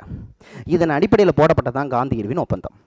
இந்த காந்தி இர்வின் ஒப்பந்தத்தில் தான் பகவத்சிங் இந்த மாதிரி பயங்கரவாதி இயக்கத்தை சேர்ந்தவங்களை விடுதலை செய்யப்படுவாங்கன்னு நம்பப்பட்டுச்சு. ஆனால் அவங்க தூக்கு தண்டனை நிறைவேற்றப்பட்டது. ஓகே, கிளியரா? எஸ். அப்போ இந்த இதைத்தான் இதில் சொல்லியிருப்பாங்க. விடுதலை செய்வதையொட்டி 1931 மார்ச் 5ஆம் தேதி, இது ரொம்ப முக்கியம், இந்த மார்ச் 5 வந்துருச்சிங்க சார். உப்பு சத்தியாகிரகம் மார்ச் 12 சார், ஏப்ரல் 6 அது முடியுது சார். சார் ஏப்ரல் 13 இங்கே வேதாரண்யம் சார், ஏப்ரல் 28 இங்கே முடியுது சார். அதுக்கப்புறம் 1931 மே 5 கைது பண்ணுறாங்க சார். அதுக்கப்புறம் அதே 1931 மார்ச் 5ஆம் தேதி காந்தி இர்வின் ஒப்பந்தம் போடப்படுது சார். ஆனால் காந்தி 2ஆம் உலக போரில் கலந்துக்கிட்டு எந்த பிரயோஜனமும் இல்லைன்னு தெரிஞ்சு போச்சு. இது வேலைக்கு ஆகாது. டொமானி அந்தஸ்தை பற்றி எதை பற்றியும் பேசலை, எதை பற்றியுமே இவங்க பேசலை. லண்டன்லேருந்து திரும்பின உடனே சத்தியாகிரகத்தை தொடங்குறாரு. காந்திஜி உடனடியாக கைது செய்யப்படுகிறார். காந்திஜி மட்டும் இல்லை, வட்டவேசை மாநாட்டிலேருந்து எங்கெங்கே தமிழகத்தில் எங்கெங்கே தலைவர்கள் இருக்காங்களோ லிஸ்ட்டு போட்டு தூக்குனாங்க. ஓகேங்களா? அப்போ ஆனால் காந்தி 2ஆம் வட்டவிசை மாநாட்டில் கலந்து கொண்டு சென்ற பொழுது காந்தி இர்வின் ஒப்பந்தம் மீறப்பட்ட அரசாங்கத்தில் சட்ட மறுப்பு போராட்ட வீரர்கள் பழிவாங்க தொடங்கின. இந்த ஒரு விஷயம் நடக்குது. கலந்துக்கணும்னு சொல்லி போறாரு, நாங்கள் கவலைப்படாதீங்க, அவங்க தொண்டர்கள்லாம் விட்டுருவோம் அப்படின்னு சொன்னவங்க ஆனால் துன்புறுத்த ஆரம்பித்தாங்க. இந்த விஷயம் சொல்கிறாங்க, புத்தகத்தில் இருக்கிறது, இது ரெஃபரன்ஸ் புக்கில் இருக்குது.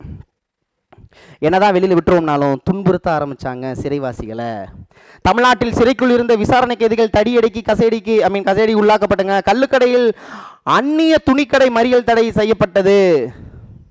அப்போ கடைசியில் என்னதான் வருது? லண்டன்லேருந்து திரும்பிய காந்தி மீண்டும் சட்ட மறுப்பு இயக்கத்தில் கையில் எடுத்தார். வந்த உடனே கைது செய்யப்படுகிறார். ஜனவரி 4 1932 ஜனவரி 4 மீண்டும் கைது செய்யப்படுகிறார். புரியுதா கான்செப்ட்? மே 5, இது ஜனவரி 4, அவ்வளோதான் கான்செப்ட். புரியுதா? 1931 மே 5 கைது செய்யப்படுவார். இங்கே அடுத்த வருஷம் ஜனவரி 4 கைது செய்யப்படுகிறார். ஸோ காந்தி கைது செய்தியை கேட்டு அதிர்ச்சியுற்ற திண்டுக்கல் வெள்ளைச்சாமி அப்படிங்கிறவர் இறந்துருவார். திண்டுக்கல் வெள்ளைச்சாமி இறந்துடுறாரு. காந்தி கைதை தின்று அவர் இறந்துடுறார். அது மட்டும் இல்லாமல் சென்னையில் ராஜகோபாலாச்சாரி மற்றும் சத்தியமூர்த்தி ஆகியோர் கைது செய்யப்பட இதில் இருந்து தான் ராஜாஜி, சத்தியமூர்த்தி, காமராஜர் இவங்கெல்லாம் முக்கியமான தலைவர்களாக பிரசித்தி பெற்ற ஆரம்பிக்கிறாங்க. காமராஜருக்கு அப்புறம் தான் வராரு. ராஜாஜி சத்தியமூர்த்தி அவர்கள்லாம் கொஞ்சமாக வராங்க. ராஜாஜி அவர்கள் சுயராஜ்ய கட்சியில் இருந்தார், மிக முக்கியமான தலைவர். அவங்களும் கைது செய்யப்படுகிறார்கள். ஸோ அலுவலகங்கள் மூடப்பட்டன. தமிழ்நாடு முழுவதும் காங்கிரஸ் கொடிகள் இறக்கி விடப்பட்டு அவற்றுக்கு பதிலாக பிரிட்டிஷ் கொடியை ஏற்றப்பட்டது. காந்தி கைது செய்யப்பட்டதிலிருந்து தொடர்ந்து 6 மாத காலத்து வரை நாட்டில் சட்டமறு இயக்கம், உப்பு சத்தியாகிரகத்தை தீவிரமாக நடைபெறப்பட்டது. சிறைச்சாலையில் நிரம்பி வழிந்தன. நல்லா கவனிச்சுக்கோங்க. எல்லாரையும் கைது செய்கிறாங்க, போராட்டக்களம் வருது. அப்போ தான் திருப்பூரில் வந்து ஒரு விஷயம் நடக்குது. சட்ட மறுப்பு இயக்கத்துக்கு எதிராக பேரணி நடத்தின திருப்பூரில் கொடி காத்த குமரன் கொடியை கையில் வச்சே உயிர் நீத்தார். பார்க்க போகிறோம். அப்போ ஜனவரி 11, 1932 அன்று ஆக்சுவலாக கொடி காத்த குமரன் அவர்கள் எந்த சங்கத்தின் உறுப்பினர்கள்னா தேசப்பந்து இளைஞர் மன்ற உறுப்பினராக இருந்தார். கேட்பாங்க. தேசப்பந்து இளைஞர் மன்ற உறுப்பினராக இருந்த அவர் போராட்டத்தில் கைது செய்யப்பட்டார், தடியடி அடிக்கப்பட்டார். ஆனால் அப்பயுமே தனது கையில் இருக்கக்கூடிய கொடியை விடவில்லை. ஸோ ஜனவரி 11, 1932 அன்று இவர் உயிர் நீக்கிறார். அதனால தான் இவரை கொடிக்காத்த குமரன் சொல்கிறோம். இவர் ஃபுல் பேர் வேற எப்படி சொல்கிறாங்க? OKSR குமாரசாமி அப்படின்னு சொல்கிறாங்க. இவரது நினைவாக இப்பயுமே திருப்பூர் ரயில் நிலையத்திற்கு அருகில் உள்ள பூங்காவில் இவரது சிலை நிறுவப்பட்டுள்ளது தமிழக அரசினால். இது ரொம்ப முக்கியம். அதே நேரத்தில் திருப்பூர் குமரன் பார்த்தா அதே நேரத்தில் இன்னொருத்தரை பற்றி நம்ம பார்க்கணும். அவர் யாருன்னா, தனது சிறைச்சாலையை விட்டு வெளியே வந்தவுடன் தனது இருக்கக்கூடிய மாளிகையை பள்ளிக்கூடங்களாக மாற்றியவர். சென்னை மாகாணத்தின் முதல் கல்வி அமைச்சராக இருந்தவர். சிறை தண்டனை முடிந்து வெளியே வந்த அவினாசிலிங்கம் அவர்கள் 3 ஹரிஜன மாணவர்களுக்காக தனது கோவில் இருக்கக்கூடிய பங்களாவை ஒரு பள்ளியை திறந்து வைத்தார். இவர் விவேகானந்தர் நடத்திய கிருஷ்ண மடம் அதில் இருக்கக்கூடிய சேவை புரிந்தவராக திகழ்கிறார்.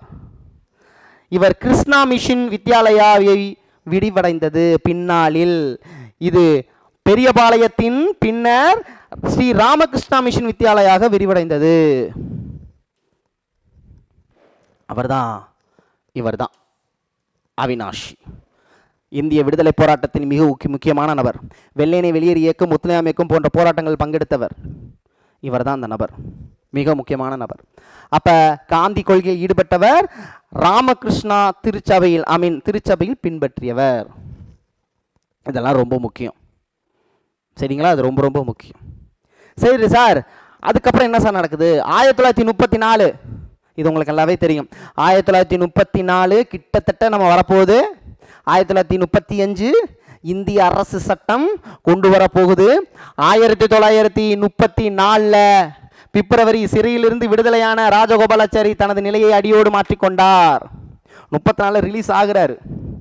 வந்த உடனே செட்டே ஆகாது, எலெக்ஷன் நிற்கிறது தான் ஒரே வழி, ஆளை திரட்டுவோம், அரசியலில் ஈடுபடுவோம் ராஜகோபாலாச்சாரி நினைக்கிறார். அதே சமயம் 1935 இந்திய அரசு சட்டம் வருது. இரட்டை ஆட்சி முறையை ஒழிக்கிறாங்க, மாநிலத்தில் சுயாட்சியை உருவாக்குறாங்க.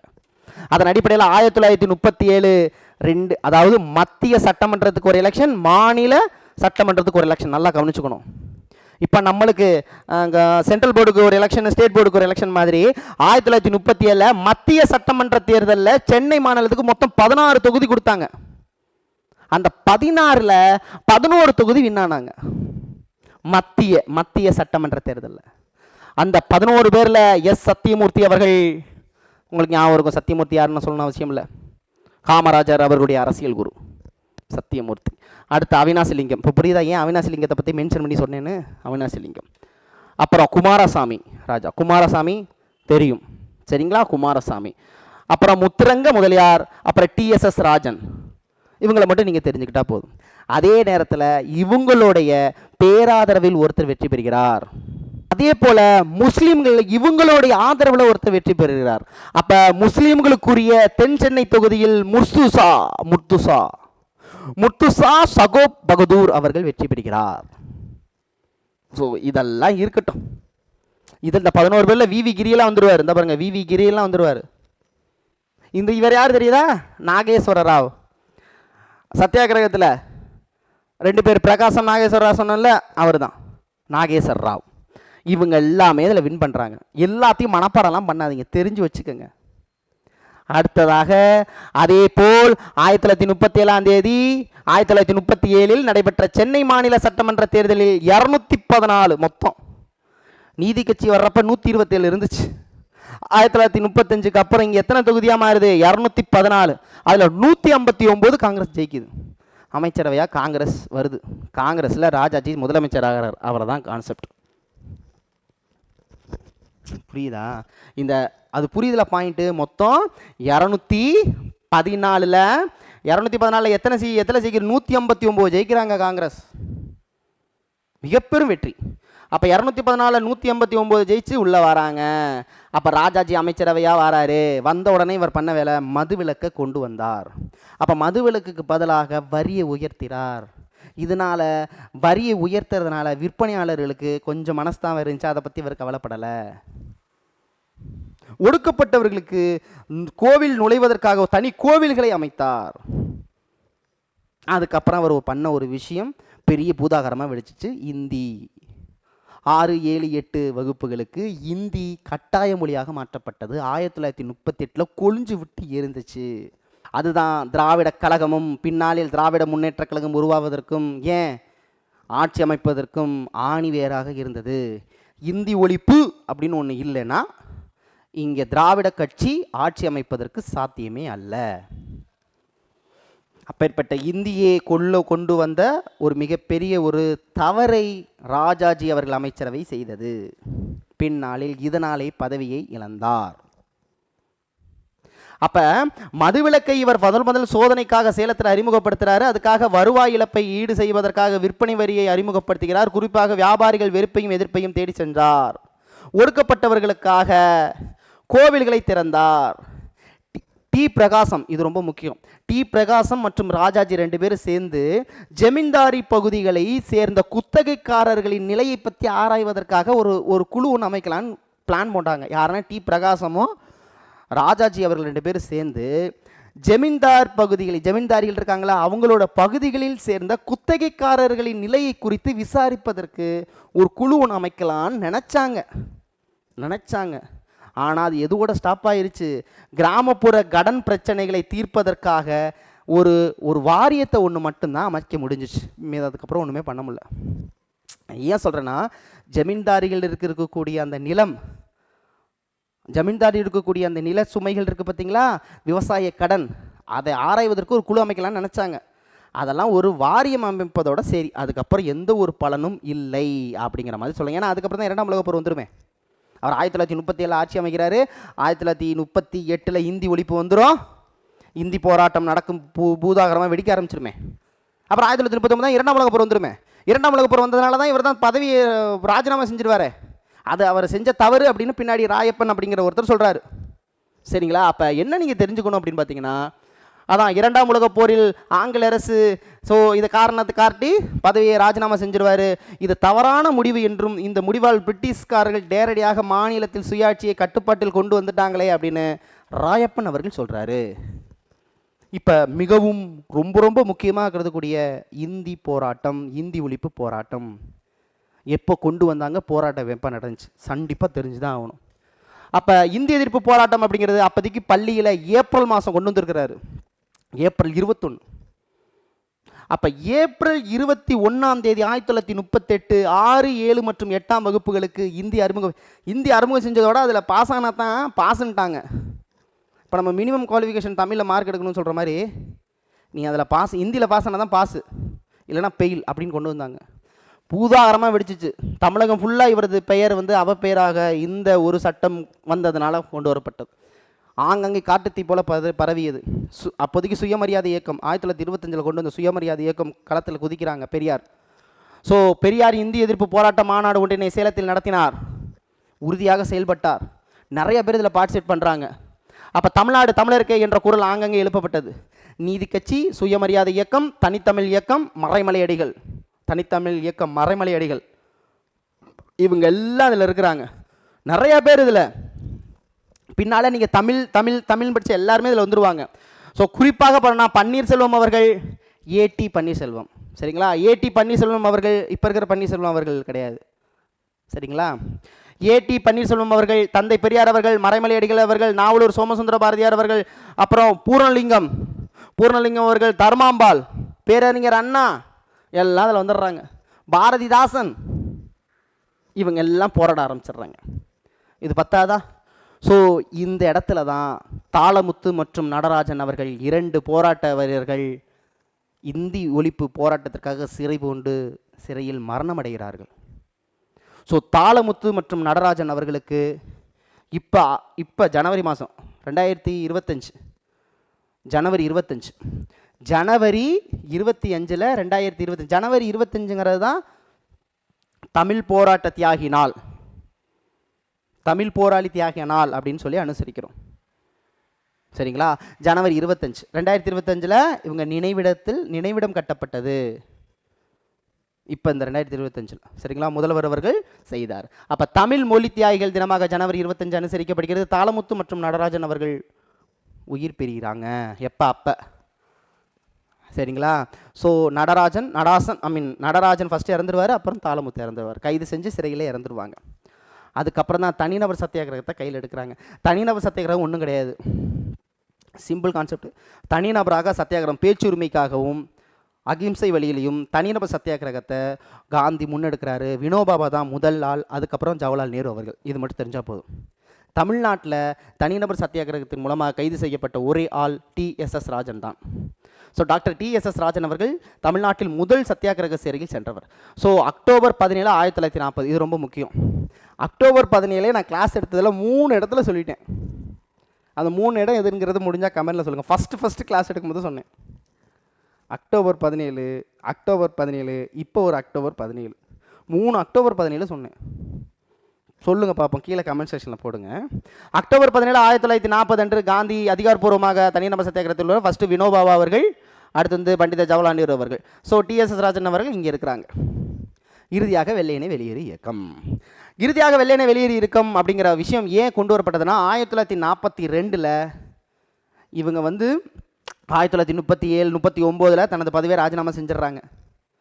அப்போ காங்கிரஸ் வந்து தனது பதவி கிடையாது, இது இப்படியே போணுச்சுன்னா வேறு மாதிரி லெவலுக்கு போகும்னு இவங்க என்ன பண்ணிட்டாங்க, தனது 2ஆம் விடுதலை சுதந்திர போர் இங்கே நடந்துக்கிட்டு இருக்கு. 1942 ஆகஸ்ட் 8 பம்பாயில் வெள்ளையனை வெளியேறு. நல்லா கவனிச்சுக்கோங்க, 1942 இந்திய தேசிய காங்கிரஸ் டிசம்பர் மாதம், ரெகுலர் கூட்டம் கிடையாது. நீங்கள் இப்போ தப்பாக புரிஞ்சுக்குவீங்க. பம்பாயில் நடந்த கூட்டத்தில் அறிவிக்கிறாங்களே ஒழிய இது வந்து இந்திய தேசிய காங்கிரஸ் செப்பரேட்டாக இருக்கக்கூடிய கூட்டம் கிடையாது. இந்த நார்மலாக நடக்கும்ல டிசம்பர் மாதம், அந்த கூட்டம் கிடையாது. அப்போ 1942 இது ஏன் சொல்கிறேன்னா அழுத்தி சொல்கிறது காரணம், இது ரெகுலர் கூட்டம் கிடையாது. 1942 ஆகஸ்ட் 8 பம்பாயில் வெள்ளையனை வெளியேறு தீர்மானம் நிறைவேற்றப்பட்டது. டூ ஆர் டை, செய்யல்ல செத்துமடி அப்படிங்கிற கோஷத்தை முதல்ல சொல்கிறாரு. அடுத்த நாளே கைது செய்யப்படுறார். இவர் கைது செய்யப்பட்டோன்னே பூதாகரமாக வெளிக்குது. எல்லா தலைவரும் கைது செய்யப்படுறாங்க, லிஸ்ட்டு போட்டு கைது செய்யப்படுறாங்க. வரிசையா வா. அடுத்த நாளே கைது செய்யப்படுகிறார். அந்த கூட்டத்தில் கலந்துக்கிட்ட எல்லாத்தையும் கைது பண்ணலான்னு பிளான் போடுறாங்க. யார்? காமராஜர் அவர்கள், அப்புறம் உபயதுல்லான்னு ஒருத்தர் இருக்கார், உபயதுல்லா அவர்கள் மிக முக்கியமான நபர். உபயதுல்லா அவர்கள், அப்புறம் வந்து பக்தவச்சலம் அவர்கள், சத்தியமூர்த்தி அவர்கள், இவங்கெல்லாம் வேலூர் சிலைக்கு அப்படியே மாற்றலான்னு கைது செய்யப்படுகிறார். இதில் தான் நம்ம காமராஜர் என்ன பண்ணுறாரு, கரெக்டாக விவரமாக அரக்கோணத்தில் இறங்கி தப்பிச்சிடுறாரு. அப்போ சுதந்திர போராட்டத்திற்காக, வெள்ளையனை வெளியேறு போராட்டத்துக்காக, மற்ற எடுக்கிற உறுப்பினர் சேர்க்கைக்காக அரக்கோணத்திலிருந்து இறங்கி தப்பிச்சு மறைமுகமாக உறுப்பினர்களை சேர்த்தார் காமராஜர் அவர்கள். இதுவுமே இருக்குது. ஸோ காங்கிரஸ் மீது அரசாங்கம் ரொம்ப பிளான் போட்டுட்டாங்க. காங்கிரஸ் எல்லாத்தையும் அடி என்ன வேணாலும் பண்ண அப்படிங்கிற லெவலுக்கு வந்துட்டாங்க. போராட்டம் ஹெவி ஆயிடுச்சு. ஸோ ஒவ்வொரு ரயில் நிலையத்திலும் காவலர்கள், உள்ளூர் தலைவர்கள் இருந்து பெயர் பட்டியலை வச்சு கைது பண்ண ஆரம்பிச்சிட்டாங்க. கண்ணுக்கு தெரியறவங்களாத்தையும் கைது பண்ணு. ஸோ காவல்துறையின் கண்களில் படாமல் அரக்கோணத்திலே இறங்கி விட்டார் யார்? காமராஜர் அவர்கள். ஒவ்வொரு இடத்துலையுமே நடந்துச்சு. காரைக்குடி, தேவகோட்டை மென்ஷன் பண்ணியிருக்கிறாங்க. காரைக்குடி, தேவகோட்டை, சூலூர் விமான நிலையம் தாக்குதலுக்குள்ளானது, இவங்களும் விடலை. சூலூர் விமான நிலையம் தாக்குதலுக்கு உள்ளானது. வேலூர் மற்றும் பணம்பாக்கம் ஆகிய ஊர்களில் தந்தி, தொலைபேசி கம்பங்கள் வெட்டப்பட்டதுடன் பொது கட்டடங்கள் தீக்கி வைக்கப்பட்டது, தீக்கிரையாக்கப்பட்டது. கல்லூரிகளில் இருந்து சேர்ந்த மாணவர்கள் போராட்டத்தில் தீவிரமாக பங்கு பெற்றனர். இந்த சைடு சூலூர் விமான நிலையம் தீக்கிரையானது. கோயம்புத்தூருக்குரிய ரயில் தடம் புரள செஞ்சாங்க. அடுத்து ராஜபாளையம், காரைக்குடி, தேவகோட்டை ஆகிய இடங்களில் காவல்துறையினர் துப்பாக்கி சூடு நடத்தினார்கள். ஏன் இதெல்லாம் அழுத்தி எழுதி சொல்கிறேன்னா இதெல்லாம் புக்கில் இருக்குது, இதெல்லாமே புக்கில் இருக்குது, சரிங்களா? புக்கில் இருக்குது, ஸ்கூல் புக்கில் இருக்குது. ஸோ தீக்கிரையாக்கப்பட்டது. பெரும் எண்ணிக்கையிலான ஆண்கள் மற்றும் பெண்கள் இந்த இயக்கத்தில் போகிற இது பண்ணாங்க. அதே நேரத்தில் இறுதியாக ராயல் இந்திய கப்பற்படை புரட்சி, அதாவது கப்பற்படையில் அங்கே இருக்கக்கூடிய எப்போதும் தான் நம்ம இராணுவத்தில் பணியாற்றிருக்கக்கூடிய கப்பற்படையில் பணியாற்றக்கூடிய ஓய்வூதியம், அவங்களுக்கு சம்பள இது, ஒழுங்கான சாப்பாடு இல்லைன்னு புரட்சி பண்ணாங்க 1946 அது. ஸோ ராயல் இந்திய கப்பற்படை புரட்சி 1946 நடந்திருக்கும். இறுதியாக அங்கே எலெக்ஷன் நடக்கும். எலெக்ஷனுங்கிறேன் பாருங்கள், ஆட்சி மாறும். 1945 2ஆம் உலகப் போர் முடிவடையுது. இந்த 2ஆம் உலகப் போர் முடிவடையலை, அங்கே அட்லி பிரபு பொறுப்பேற்கிறாரு, இங்கே நம்மளுக்கு சுதந்திரம் கொடுக்குறாரு. ஸோ அதுக்கப்புறம் ஜவஹர்லால் நேரு இடைக்கால அரசாங்கத்தை உருவாக்குறாரு. இந்த தமிழ்நாட்டிலிருந்து ராஜகோபாலாச்சாரி அதில் இடம்பெறுகிறார். அதே போன்று இந்திய அரசியலமைப்பு சட்டமன்றத்துக்குள் சென்னை மாநிலத்திலிருந்து தேர்ந்தெடுக்கப்பட்ட 49 பேரில் 22 பேர் தமிழ்நாட்டை சேர்ந்தவங்க, இடைக்கால அரசாங்கம். அப்போ மத்திய ஜவஹர்லால் நேரு அவர்கள் தலைமையில் அமைக்கப்பட்ட இடைக்கால அரசாங்கம் ராஜகோபாலாச்சாரி ஒருத்தராக இருக்கிறாரு. இங்கிருந்து மத்தியத்திலிருந்து மாநிலத்திலிருந்து தேர்ந்தெடுக்கப்பட்ட 49 பிரதிநிதிகள் 22 பேர் சென்னை மாநிலத்திலிருந்து தேர்ந்தெடுக்கப்பட்டதில் 22 பேர் தமிழ்நாட்டை சேர்ந்தவங்கன்னு சொல்கிறாங்க. மவுண்ட் பேட்டன் அவர்கள் கடைசி வைஸ்ராயாக தேர்ந்தெடுக்கப்படுவார்.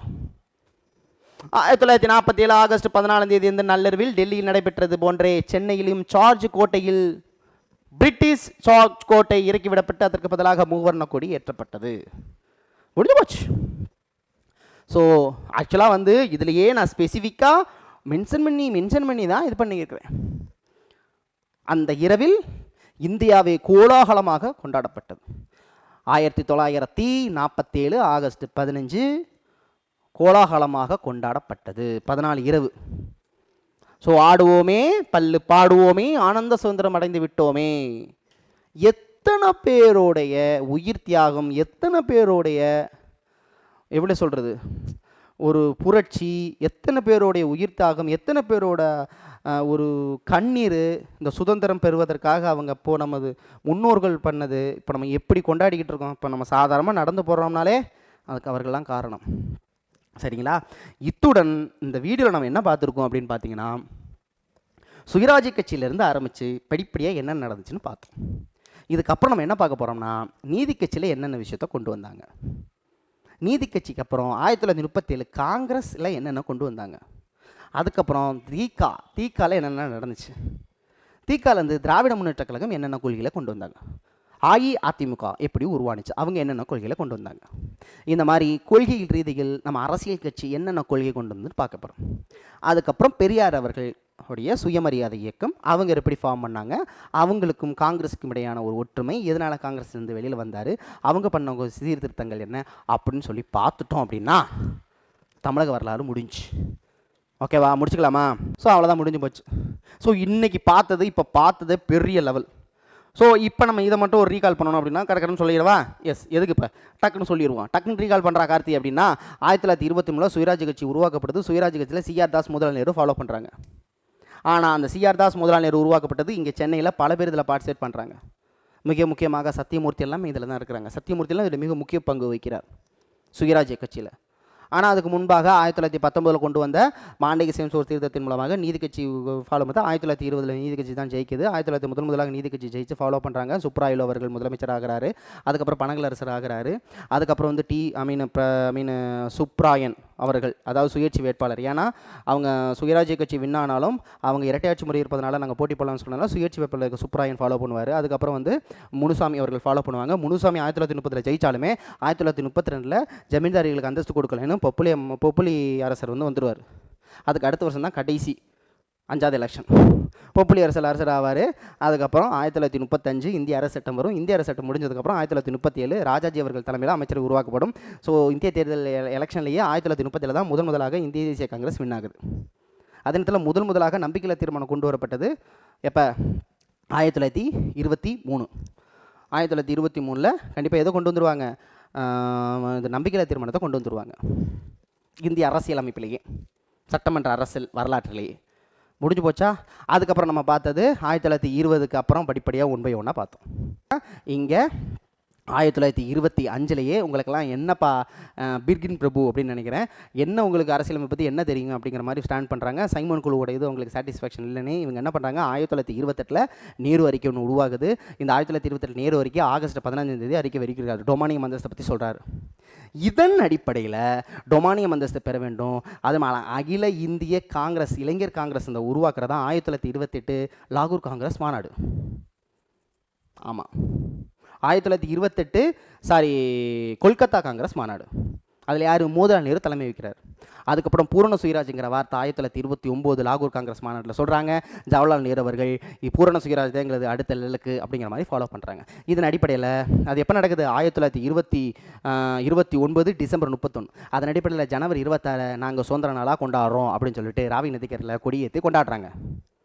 அப்போ 1930 ஜனவரி 26 ஃபாலோ பண்ணதுனால தான் ஜனவரி 26 குடியரசு நம்ம கொண்டாடுறோம். மோதிலால் நேரு அவர்கள் ஆகஸ்ட் 15 இது ஃபாலோ பண்ணதுனால தான் நம்ம ஆகஸ்ட் 15 எதுவாக அனுசரிக்கிறோம், சுதந்திர நாளாக அனுசரிக்கிறோம். அதுக்கப்புறம் நீங்கள் வரிசை அந்த சைடு பார்த்தீங்கன்னா 1930 உப்பு சத்தியாகிரகம் 2 இடத்துல நடைபெற்று. அங்கே தண்டி யாத்திரை, இங்கே வேதாரண யாத்திரை.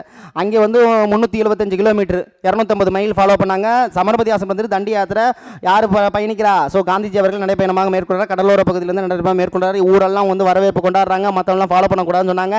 இங்கே சென்னையில் இங்கே எதை ஃபாலோ பண்ணாங்க, இங்கே வேறு யார், நம்ம ராஜாஜி அவர்கள் தலைமையில் நடக்குது. ராஜாஜி அவர்கள் எங்கேருந்து, திருச்சியிலேருந்து வேதாரண்யத்துக்கு நடந்து போகிறாரு. வேதாரண்யத்துக்கு நடந்து ஃபாலோ பண்ணுறாரு. நடந்து ஃபாலோ பண்ணும்போது தஞ்சையில் இருக்கக்கூடிய கலெக்டர் கூடிய தார்ன் அப்படிங்கிறவர் யாரும் அவங்ககிட்ட பேசவே கூடாது, போகக்கூடாதுன்னா நீ என்னடா சொல்கிறதுன்னு கோலாகலமாக கொண்டாடினாங்க. அப்படி தானே. மார்ச் 6 1930 மார்ச் 6 ஆரம்பித்தது. இங்கே மார்ச் 12 ஆரம்பித்தது, ஏப்ரல் 6 முடியும் தண்டி யாத்திரை. இங்கே ஏப்ரல் 13 ஆரம்பிப்பாங்க, ஏப்ரல் 28 முடிப்பாங்க 1930. ஆகா, அம்சமாக முடிக்கிறது. அந்த இடம் மட்டும் இல்லாமல் மற்ற இடத்துலையுமே உப்பு சத்தியாகிரகம் வெற்றிகரமாக முடிக்கிட்டு. அதுக்கப்புறம் சைமன் குழு இங்கே போயிட்டு அறிக்கையை வெளியிட்டாலும், எப்பா வட்டமேசை மாநாட்டில் கலந்துக்கப்பா, எல்லாரும் சேர்ந்து வட்டமேசை மாநாட்டை கலந்துக்கப்பான்னு கேட்க, இந்திய தேசிய காங்கிரஸ் அதெல்லாம் கலந்துக்க முடியாது, நீ என்னடா சொல்கிறதுன்னு இந்திய தேசிய காங்கிரஸ் வெளியிட. ஸோ அதன் அடிப்படையில் அந்த உப்பு சத்தியாகிரகம் முடிஞ்ச உடனே மே 5 நான் இன்னொரு இடத்துலையும் சத்தியாகிரகம் ஆரம்பிக்கிறேன், இவர் போய் இருவின் பிரிப்பிட்ட சொல்ல வா கைது பண்ணுறோம் அப்படின்னு ஏர்வடா சிறையில் போய் காந்திஜியை கைது பண்ணி வச்சிருவாங்க. அதுக்கப்புறம் தான் வட்டமேசை மாநாடு கான்செப்ட் நடக்கும். இந்த வட்டமேசை மாநாடு கான்செப்ட் நடக்க சரி எப்படியாவது இந்திய தேசிய காங்கிரஸ் போட்டி போடலைங்கிறாங்க, கலந்துக்க மாட்டேங்கிறாங்க. அவங்கள கலந்துக்க வைக்கிறதுக்கு காந்தி கிட்ட கொஞ்சம் ஒப்பந்தம் பேசுவோம்னு சொல்லிட்டு காந்தி இருவின் ஒப்பந்தம் போடப்பட்டது. இந்த காந்தி இருவின் ஒப்பந்தத்தின் அடிப்படையில் நாங்கள் உப்பு சத்தியாகிரகத்தில் ஃபாலோ பண்ணும்போது எத்தனை பேர் கைது பண்ண, அந்த பல்லாயிரக்கணக்கான பேர் நீ ரிலீஸ் பண்ணி ஆகணும். ரிலீஸ் பண்ணுறது மட்டும் இல்லாமல் சட்டமறுப்பு இயக்கத்தை நான் கையில் விடுறேன், கைவிடுறேன். அது மட்டும் இல்லாமல் வட்டமேசை மாநாடு நான் கலந்துக்கிறேன். 2ஆம் வட்டமேசை மாநாடு கலந்துக்க காந்திஜி இங்கேருந்து லண்டனுக்கு போகிறாரு. லண்டனுக்கு போனால் இது வெட்டு ஒன்றுமே இல்லை, நம்மளை பற்றி டொமானி அந்தஸ்துலேருந்து அரசியல் பற்றி எதுவுமே பேச மாட்டாங்க இவங்கன்னு சொல்லிட்டு வெளியில் வந்தோன்னா திரும்ப தனது சட்டமறுப்பு இயக்கத்தை கையில் எடுக்கிறார். கையில் எடுத்தோன்னா கைது செய்யப்படுறாரு. அவர் மட்டும் கைது செய்யலாம், எல்லா இடத்துலையும் கைது செய்யப்பட்டு எல்லா இடத்துலையுமே ஆறாவரம் பெருகுது. இதுக்கு அடுத்ததான் 1940 தனிநபர் சத்தியாகிரகத்தை உருவாக்குறாங்க. தனிநபர் சத்தியாகிரகத்தின் அணிவரோடு காரணமாக காந்திஜி அவர்கள் வினோபாபா மற்றும் ஜவஹர்லால் நேரு உருவெடுக்க வைக்கிறார். பேச்சுரிமை மற்றும் மற்றும் சுதந்திரத்தை பற்றி பேணுவதற்காக தனிநபர் சத்தியாகிரகம் உருவாக்கப்படுகிறது. தமிழ்நாட்டில் இருந்து டிஎஸ்எஸ் ராஜன் அவர்கள் தான் முதலாக இதனை ஃபாலோ பண்ணுறாங்க. நான் சொல்கிறது பாயிண்ட் புரியுதா? ஓகேவா? அதுக்கப்புறம் சைமன் குழு 1927 நடந்துச்சு, அதை நம்ம பார்த்தோம். சரிங்களா? சைமனை திரும்பச்சல் ஃபாலோ சைமன் குழு எதுக்கிறது சத்தியமூர்த்தி அவர்கள் தலைமை சைமன் குழு வெளியேற்றப்படுது பார்த்தோம் நம்ம.